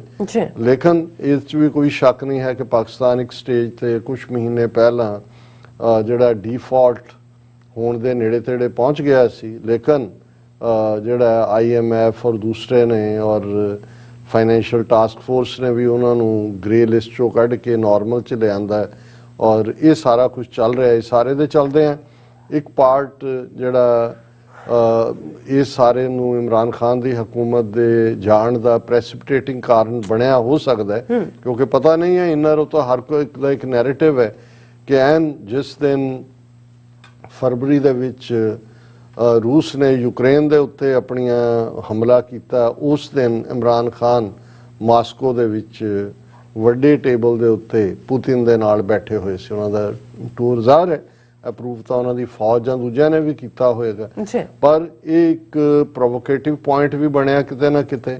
ਔਰ ਫਿਰ ਉਸ ਤੋਂ ਬਾਅਦ ਇਮਰਾਨ ਖਾਨ ਸਾਹਿਬ ਨੇ ਜਿਹੜਾ ਆਪਣਾ ਨੈਰੇਟਿਵ ਲੋਕਾਂ ਦੇ ਸਾਹਮਣੇ ਲਿਆਂਦਾ, ਉਹਦੇ 'ਚ ਅਮਰੀਕਾ ਦੇ ਰੋਲ ਨੂੰ ਕਿ ਭਾਈ ਕਿਉਂਕਿ ਜਿਹੜਾ ਅਸੀਂ ਉਹਨਾਂ ਦੇ ਮੁਤਾਬਕ ਚੱਲਣ ਤੋਂ ਇਨਕਾਰੀ ਸੀ ਜਾਂ ਇਨਕਾਰੀ ਹੈ, ਇਸ ਲਈ ਮੇਰੀ ਹਕੂਮਤ ਨੂੰ ਤੋੜਿਆ ਗਿਆ। ਸੋ ਇਹ ਸਾਰੇ ਦੇ ਚੱਲਦੇ ਆ ਪਾਕਿਸਤਾਨ ਦਾ ਉਹ ਕ੍ਰਾਈਸਿਸ ਜਿਹੜਾ ਸੀ ਫਾਈਨੈਂਸ਼ੀਅਲ ਔਰ ਦੂਸਰਾ ਅਜੇ ਵੀ ਕਿਤੇ ਨਾ ਕਿਤੇ ਕਾਇਮ ਹੈ। ਲੇਕਿਨ ਇਸ 'ਚੋਂ ਇੱਕ ਗੱਲ ਜ਼ਰੂਰ ਜਿਹੜੀ ਮੌਜੂਦਾ ਹਕੂਮਤ ਵੀ ਹੈ, ਉਹਨਾਂ ਨੇ ਦੇਖਿਆ ਕਿ ਵੀ ਜੇ ਅਸੀਂ ਆਇਲ ਲੈਣਾ ਤੇ ਅਸੀਂ ਮਾਸਕੋ ਤੋਂ ਵੀ ਲੈ ਸਕਦੇ ਹਾਂ, ਔਰ ਇਹੀ ਗੱਲ ਸ਼ਾਇਦ ਇਮਰਾਨ ਖਾਨ ਵੀ ਉਸ ਪਾਸੇ ਹਾਲਾਂ ਕੋਈ ਰਸ਼ੀਆ ਦੀ ਕੋਈ ਬਹੁਤ ਵੱਡੀ ਇਕਨੋਮੀ ਵੀ ਨਹੀਂ ਹੈ ਤੇ ਨਾ ਹੀ ਕੋਈ ਟ੍ਰੇਡ ਦੇ ਲਿਹਾਜ਼ ਨਾਲ ਕੋਈ ਹੈ। ਈਵਨ ਹੁਣ ਵੀ ਮੈਂ ਇਹ ਦੇਖ ਰਿਹਾ ਸੀ ਕਿ ਵੀ ਚਾਈਨਾ ਔਰ ਰਸ਼ੀਆ ਜਿੱਥੋਂ ਤੱਕ ਪਹੁੰਚ ਗਿਆ, ਈਵਨ ਆਇਲ $10.2 ਬਿਲੀਅਨ ਦਾ ਇੰਪੋਰਟ ਚਾਈਨਾ ਨੇ ਕੀਤਾ ਰਸ਼ੀਆ ਤੋਂ। ਇੰਡੀਆ ਦੇ ਨਾਲ ਵੀ ਜਿਹੜਾ ਜੋ ਅਸੀਂ ਡਿਸਕਸ ਕੀਤਾ ਸੀ ਕਿ ਐਸ ਜੈਸ਼ੰਕਰ ਗਿਆ ਉੱਥੇ ਔਰ ਉਹਨਾਂ ਨੇ 500 ਦੀ ਲਿਸਟ ਇਹਨਾਂ ਨੂੰ ਫੜਾ ਦਿੱਤੀ ਹੈ ਰਸ਼ੀਆ ਨੇ ਕਿ ਸਾਨੂੰ ਜਿਨ੍ਹਾਂ 'ਚ ਕਾਰ, ਜਹਾਜ਼, ਹੈਲੀਕਾਪਟਰ ਉਹਨਾਂ ਦੇ ਪੁਰਜੇ ਤੱਕ ਸ਼ਾਮਲ ਨੇ। ਸੋ ਉਹਨਾਂ ਕੋਲ ਲੈ ਦੇ ਕੇ ਆਇਲ ਹੀ ਹੈ। ਔਰ ਪਾਕਿਸਤਾਨ ਦਾ ਵੀ ਇੱਕ ਇਸ ਹਕੂਮਤ ਵੱਲੋਂ ਵੀ ਇੱਕ ਡੈਲੀਗੇਸ਼ਨ ਉਹਨਾਂ ਨੇ ਜਿਹੜਾ 3 ਰੋਜ਼ਾ ਦੌਰੇ ਦੇ ਉੱਤੇ ਮਾਸਕੋ 'ਚ ਗਿਆ ਸੀ, ਜਿਨ੍ਹਾਂ ਦੇ ਵਿੱਚ State Minister for Petroleum Musaddiq Malik, Secretary Petroleum Captain retired Mohammad Mahmood ਤੇ ਜੁਆਇੰਟ ਸੈਕਟਰੀ ਦੇ ਆਫੀਸ਼ੀਅਲਸ ਪਾਕਿਸਤਾਨ ਐਮਬੈਸੀ ਦੇ ਮਾਸਕੋ 'ਚ ਸੀ। ਹੁਣ ਕਿਉਂਕਿ ਪਾਕਿਸਤਾਨੀ ਮੀਡੀਆ 'ਚ ਤਾਂ ਮੈਂ ਕੋਈ ਇਸ ਦੇ ਉੱਤੇ ਡਿਸਕਸ਼ਨ ਜਾਂ ਦੂਜੀ ਨਹੀਂ ਦੇਖੀ ਵੀ ਕੀ ਹੋਇਆ, ਇਹ ਇੱਕ ਗਲਤ ਇੰਟਰਪ੍ਰੀਟੇਸ਼ਨ ਵੀ ਹੋ ਗਲਤ ਖਬਰ ਵੀ ਹੋ ਸਕਦੀ ਹੈ, ਪਰ ਪੀਟੀਆਈ ਨੇ ਇਸ ਖਬਰ ਨੂੰ ਬੜਾ ਉਛਾਲਿਆ ਕਿ Pakistan ਆਸਕਸ Russia for 30 to 40% discount on crude oil. Moscow turns down demand. The Russian side asked Pakistan to first honor its commitment to the flagship project of much touted Pakistan stream gas pipeline to be constructed from Karachi to Lahore.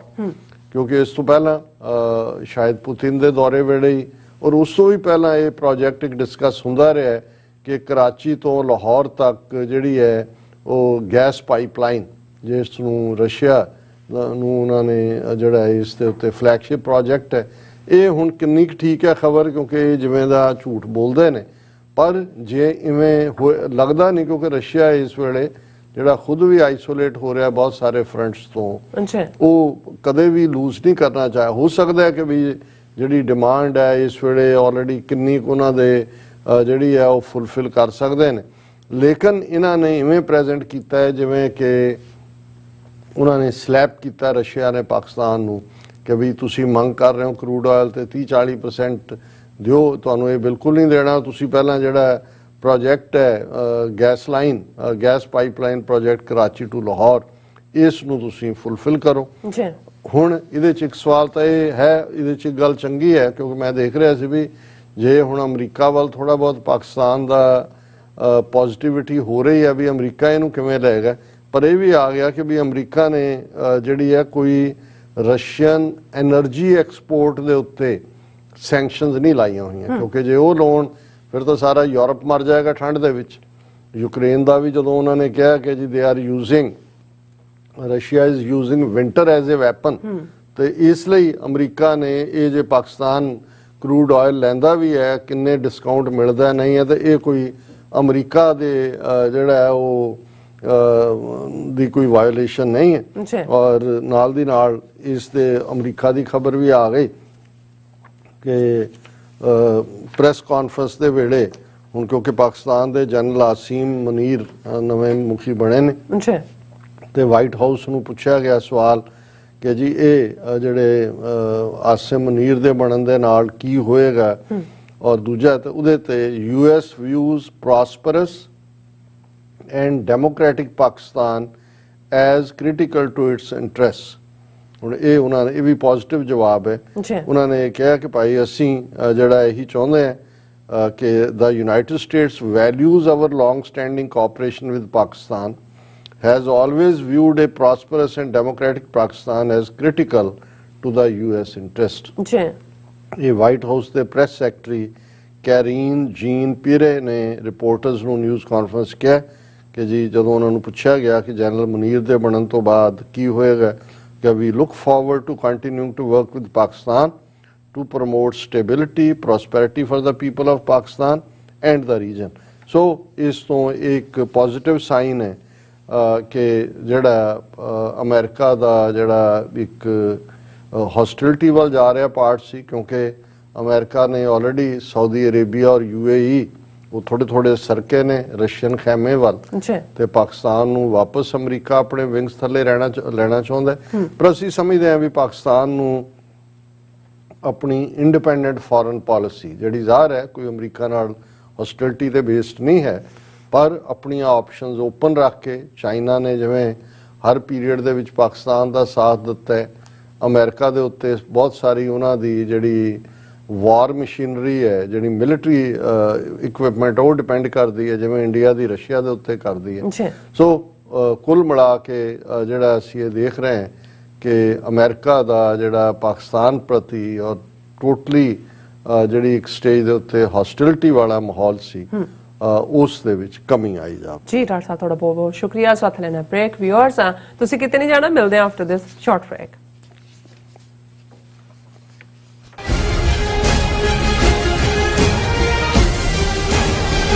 ਇੱਕ ਓੰਕਾਰ ਇੱਕ ਸ਼ਬਦ ਵੱਖਰਾ ਕਹਿਣਾ, ਇੱਕ ਓੰਕਾਰ ਇਸ ਤਰ੍ਹਾਂ ਬੋਲਣਾ।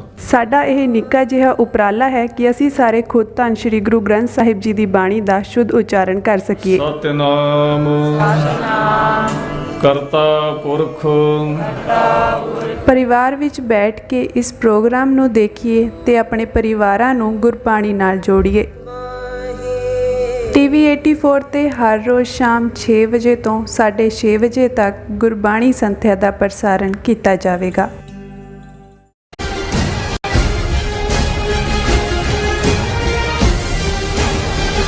ਦਰਸ਼ਕੋ, break ਤੋਂ ਬਾਅਦ ਆਪਾਂ ਤੁਹਾਨੂੰ ਸਭ ਨੂੰ ਜੀ ਆਇਆਂ ਕਹਿੰਦੇ ਹਾਂ। ਸਟੂਡੈਂਟ ਵਾਲੇ ਸੈਕਸ਼ਨ ਵਿੱਚ ਗੱਲਬਾਤ ਕਰਨ ਜਾ ਰਹੇ ਹਾਂ ਕਿ ਭਾਰਤੀ ਮੀਡੀਆ ਵੱਲੋਂ ਪ੍ਰਚਾਰਿਆ ਜਾ ਰਿਹਾ ਹੈ ਕਿ ਇਜ਼ਰਾਈਲੀ ਫਿਲਮ ਮੇਕਰ ਲੈਪਰਡ ਨੇ ਕਸ਼ਮੀਰ ਫਾਈਲ ਫਿਲਮ ਸੰਬੰਧੀ ਕੀਤੀ ਗਈ ਟਿੱਪਣੀ ਲਈ ਮੁਆਫੀ ਮੰਗੀ ਹੈ, ਜਦੋਂ ਕਿ ਇਹ ਸਾਰਾ ਜਿਹੜਾ ਹੈ ਝੂਠ ਹੈ। ਮੀਡੀਆ ਵੱਲੋਂ ਉਸ ਦੀ ਸਟੇਟਮੈਂਟ ਨੂੰ ਗਲਤ ਟਵਿਸਟ ਦਿੱਤਾ ਜਾ ਰਿਹਾ ਹੈ। ਸੋ ਇਸ ਬਾਰੇ ਆਪਾਂ ਗੱਲਬਾਤ ਕਰਨ ਜਾ ਰਹੇ ਹਾਂ। ਨਾਲ ਹੀ ਗੁਰਬਾਣੀ ਵਿਚਾਰਾਂ ਇਨਸਾਨ ਤੋਂ ਨਾ ਪਾਈ ਜਾਏਗੀ। ਸੋ ਅਸੀਂ ਚਾਹਾਂਗੇ ਕਿ ਤੁਸੀਂ ਇਸੇ ਤਰ੍ਹਾਂ ਬਣੇ ਰਹਿਣਾ, ਦੇਖਣ ਸੁਣ ਲਈ ਐਂਡ ਲਿਖਣ ਲਈ ਤੁਹਾਡਾ ਸਭ ਦਾ ਬਹੁਤ ਬਹੁਤ ਸ਼ੁਕਰੀਆ। ਜੀ ਡਾਕਟਰ ਸਾਹਿਬ, ਕੀ ਕਰਨਾ ਚਾਹੋਗੇ? ਦੇਖੋ, ਹਾਲਾਂ ਪਿਛਲੇ ਸੈਗਮੈਂਟ 'ਚ ਅਸੀਂ ਡਿਸਕਸ ਕੀਤਾ ਹੈ ਕਿ ਬਈ ਪੀਟੀਆਈ ਦੀ ਖਬਰ ਹੈ, ਇਸ ਲਈ ਮੈਂ ਤਾਂ ਸਿਰਫ ਕਈ ਵਾਰੀ ਰੈੱਡ ਸਿਗਨਲ ਦੇਣਾ ਹੁੰਦਾ ਹੈ ਕਿ ਭਾਈ ਖਬਰਦਾਰ ਹੋਵੋ, ਇਸ ਕਿਸਮ ਦਾ ਪ੍ਰੋਪੇਗੈਂਡਾ ਚੱਲ ਰਿਹਾ। ਅੱਛਾ। ਲੇਕਿਨ ਕੁਝ ਚੀਜ਼ਾਂ ਇਹਨਾਂ ਦਾ ਝੂਠ ਜਿਹੜਾ ਖਾਸ ਤੌਰ ਤੇ ਮੀਡੀਆ 'ਚ ਜਿਵੇਂ ਇਹ ਉਹਦਾ ਨੈਰੇਟਿਵ ਬਣਾਉਂਦੇ ਨੇ, ਉਹ ਫੜਿਆ ਜਾਂਦਾ।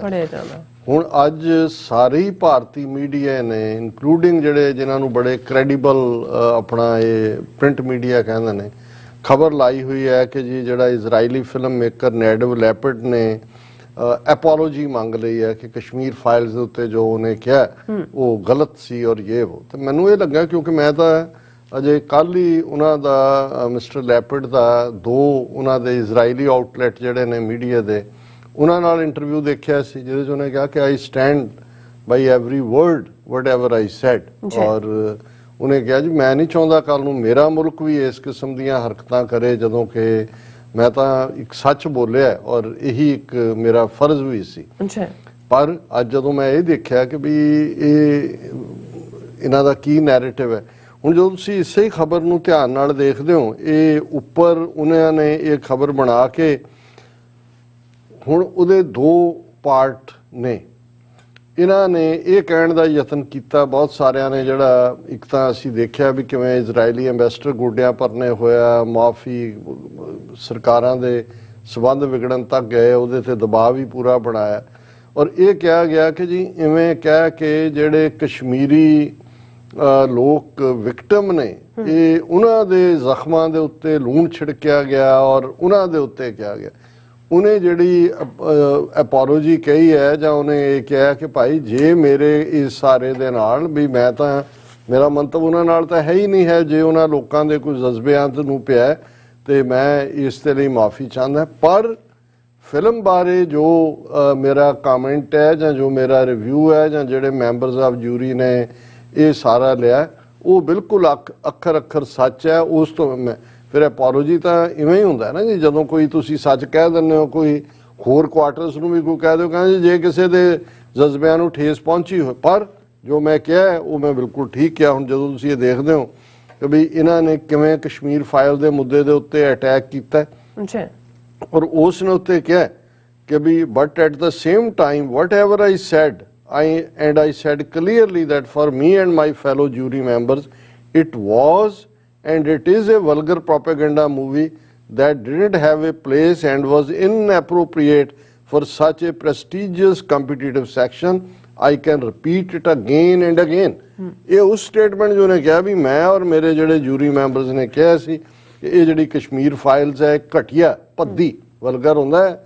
ਈਵਨ ਜਿਹੜੀ ਸੈਕਸ਼ੂਅਲੀ ਐਕਸਪਲਿਸਿਟ ਹੁੰਦਾ ਹੈ ਉਹਨੂੰ ਵੀ ਵਲਗਰ ਅਸੀਂ ਕਹਿੰਦੇ। ਭੱਦਾਪਨ ਮਤਲਬ ਜੋ ਲਫ਼ਜ਼ ਅੰਗਰੇਜ਼ੀ ਦਾ ਭੱਦਾ, ਕੋਝਾ, ਕੋਈ ਵੀ ਕਿਆ ਇਸਤੇਮਾਲ ਹੋ ਸਕਦਾ ਹੈ, ਉਹ ਵਲਗਰ ਦੇ ਵਿੱਚ ਆ ਜਾਂਦਾ ਹੈ। ਉਹਨੇ ਕਿਹਾ for me and my fellow jury members it was and it is a vulgar propaganda movie that did not have a place.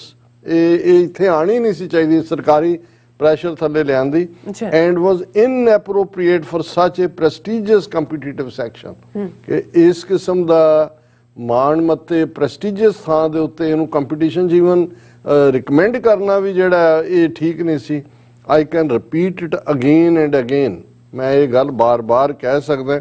और नाल दी नाल उन्हें कहा कि भाई ये हुण तुसीं इन्हां दा देखो भी एक पासे सच बोलण वाला बंदा है जिन्हें ईवन अपने मुल्क दे डिप्लोमैटिक रिलेशन इंडिया दे नाल भी खतरे च पाते।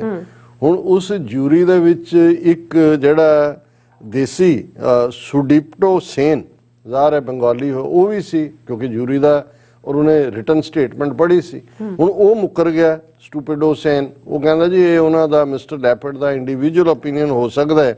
और इस दे उत्ते उन्हें कहा mister leopard also dismissed claims made by IFFI international jury member Sudipto Sen, who had said the comments on Mr. Agnihotri's directorial were the Israeli director's personal opinion. ਉਹਦੇ 'ਚ ਉਹ ਕਹਿੰਦਾ it was not personal opinion at all.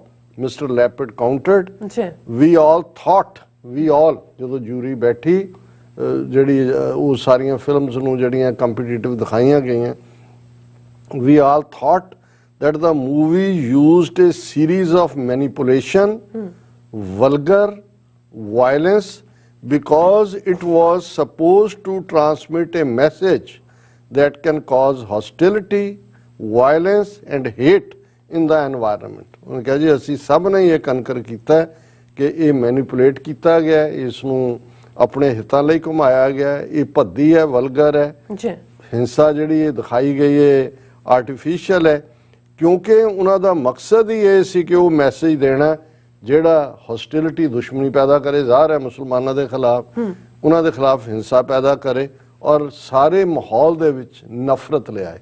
हुण ये apology मंग रहा हो, तुसीं उत्ते देखोगे कि बई वो जिहड़ा है कि बई ये apologies if my remarks were interpreted differently, ये हैडलाइन ला रहे हैं और ये लंबी चौड़ी स्टेटमेंट है। उन्हें इवन अपने एम्बेसडर को भी धोरिया चंगी तरह भी एवं झूठ ना बोली जाए। और उन्होंने कहा कि he is aware of it but he is a manipulator, he knew I was judging the movie as a film maker. उन्होंने कहा एम्बेसडर मैनिपुलेटर है, अपने एम्बेसडर को कह रहा है। उन्होंने कहा वो पता है कि भी मैं एक फिल्म मेकर है, मैं उन्होंने उस एंगल तो जज कर रहा। एंड च उन्हें जड़ा क्या है, but since I was called to Goa in order to serve as the president of the jury, as I did in dozens of festivals, the biggest one like Cannes, Berlin and others, my duty, my obligation was to tell the truth as I see it.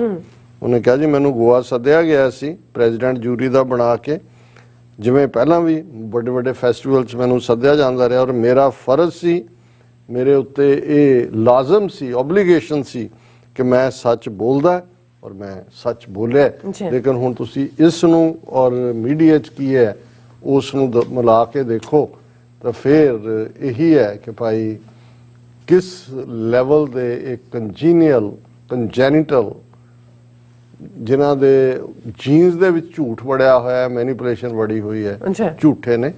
और असीं conclusion च हालां जिहड़ा पहला शब्द भी पहले पातशाह का असी डिस्कस किया सी, उस भी यही थॉट सी कि भाई ये चार पैर ने जिंदगी दे, रात तो सवेर तक, और किवें असी गवा रहे हैं उसनू, पहले पैर दूजे पैर वणजारा जिहड़ा वणज वेचण वाला जिहदा कोई ठिकाना नहीं, असी भी उस वणजारे वांग है। और यही थॉट नू अगों भी दोहराया गया अगले शब्दों दे विच भी।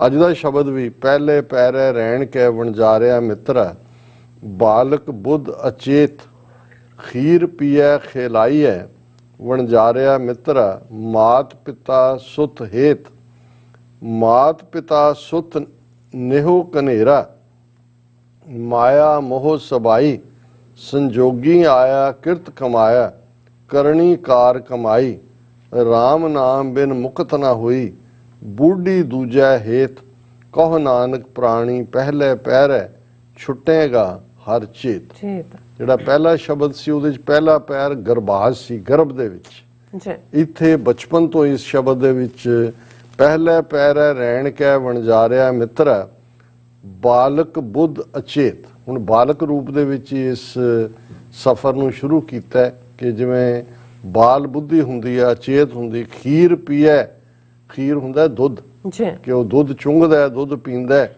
ਖਿਲਾਈ ਹੈ ਔਰ ਉਹ ਖੇਡਦਾ ਹੈ। ਵਣਜਾਰਿਆ ਮਿੱਤਰਾ ਮਾਤ ਪਿਤਾ ਸੁਤ ਹੇਤ, ਮਾਪਿਓ ਆਪਣੇ ਬੱਚੇ ਦੇ ਨਾਲ ਹਿਤ ਕਰਦੇ ਨੇ, ਪਿਆਰ ਕਰਦੇ ਨੇ। ਉਹ ਉਸ ਦੀ ਅਵਸਥਾ ਜਿਹੜੀ ਹੈ ਚੇਤ, ਉਹ ਦੁੱਧ ਪੀਣ ਵਾਲੀ ਉਹਦੀ ਅਵਸਥਾ ਹੈ। ਬਿਲਕੁਲ। ਮਾਤ ਪਿਤਾ ਸੁਤ ਨੇਹੋ ਕਨੇਰਾ, ਮਾਇਆ ਮੋਹ ਸਬਾਈ, ਕਿ ਮਾਪਿਓ ਦੇ ਨਾਲ ਬਹੁਤ ਹਿੱਤ ਹੈ। ਬੱਚਾ ਵੀ ਜਿਹੜਾ ਲਾਡ ਕਰਦੇ ਨੇ ਬੱਚੇ ਨਾਲ, ਮਾਪਿਓ ਵੀ, ਬੱਚਾ ਵੀ ਮਾਪਿਓ ਵੱਲ ਉਧਰਦਾ ਜਿਹੜਾ ਉਲਰਦਾ ਹੈ। ਔਰ ਇਹ ਸਾਰੇ ਹੀ ਜਿਹੜੇ ਨੇ ਮਾਇਆ ਮੋਹ ਸਬਾਈ, ਕਿ ਮਾਇਆ ਦੇ ਉਸ ਚੱਕਰ ਦੇ ਵਿੱਚ ਫਸੇ ਹੋਏ ਨੇ। ਉਹ ਜਿਹੜਾ ਹੇਤ ਹੈ, ਜਿਹੜਾ ਲਾਡ ਹੈ, ਜਿਹੜਾ ਪਿਆਰ ਹੈ, ਉਹ ਸਾਨੂੰ ਹਕੀਕੀ ਲੱਗ ਰਿਹਾ ਹੁੰਦਾ, ਜਿਹੜਾ ਹਕੀਕੀ ਹੁੰਦਾ ਨਹੀਂ। ਸੰਜੋਗੀ ਆਇਆ ਕਿਰਤ ਕਮਾਇਆ, ਕਰਨੀ ਕਾਰ ਕਮਾਈ, ਕਿ ਭਾਈ ਅਸੀਂ ਆਪਣੇ ਚੰਗੇ ਕੰਮਾਂ ਕਰਕੇ ਸਾਨੂੰ ਇਨਸਾਨੀ ਜੀਵਨ ਮਿਲਿਆ, ਤੇ ਹੁਣ ਜੇ ਤੂੰ ਹੈ ਇਨਸਾਨ ਇਸ ਦੁਨੀਆ ਦੇ ਵਿੱਚ ਆ ਹੀ ਗਿਆ ਤੇ ਤੇਰੇ ਜ਼ਿੰਮੇ ਹੈ ਕਿ ਤੂੰ ਆਪਣਾ ਭਵਿੱਖ, ਆਪਣਾ ਮੁਸਤਕਬਲ ਬਣਾ, ਕਿ ਜਿਹੜੀ ਤੇਰੀ ਜਰਨੀ ਹੈ ਉਸ ਨੂੰ ਰੱਬ ਨਾਲ ਜੋੜ ਕੇ ਸੰਜੋਗੀ ਆਇਆ ਕਿਰਤ ਕਮਾਇਆ, ਕਰਨੀ ਕਾਰ, ਤੇ ਆਪਣੀ ਤੂੰ ਕਰਨੀ ਦੇਖ ਤਾਂ ਕਿ ਤੇਰਾ ਭਵਿੱਖ ਜਿਹੜਾ ਹੈ ਉਹ ਠੀਕ ਹੋਏ।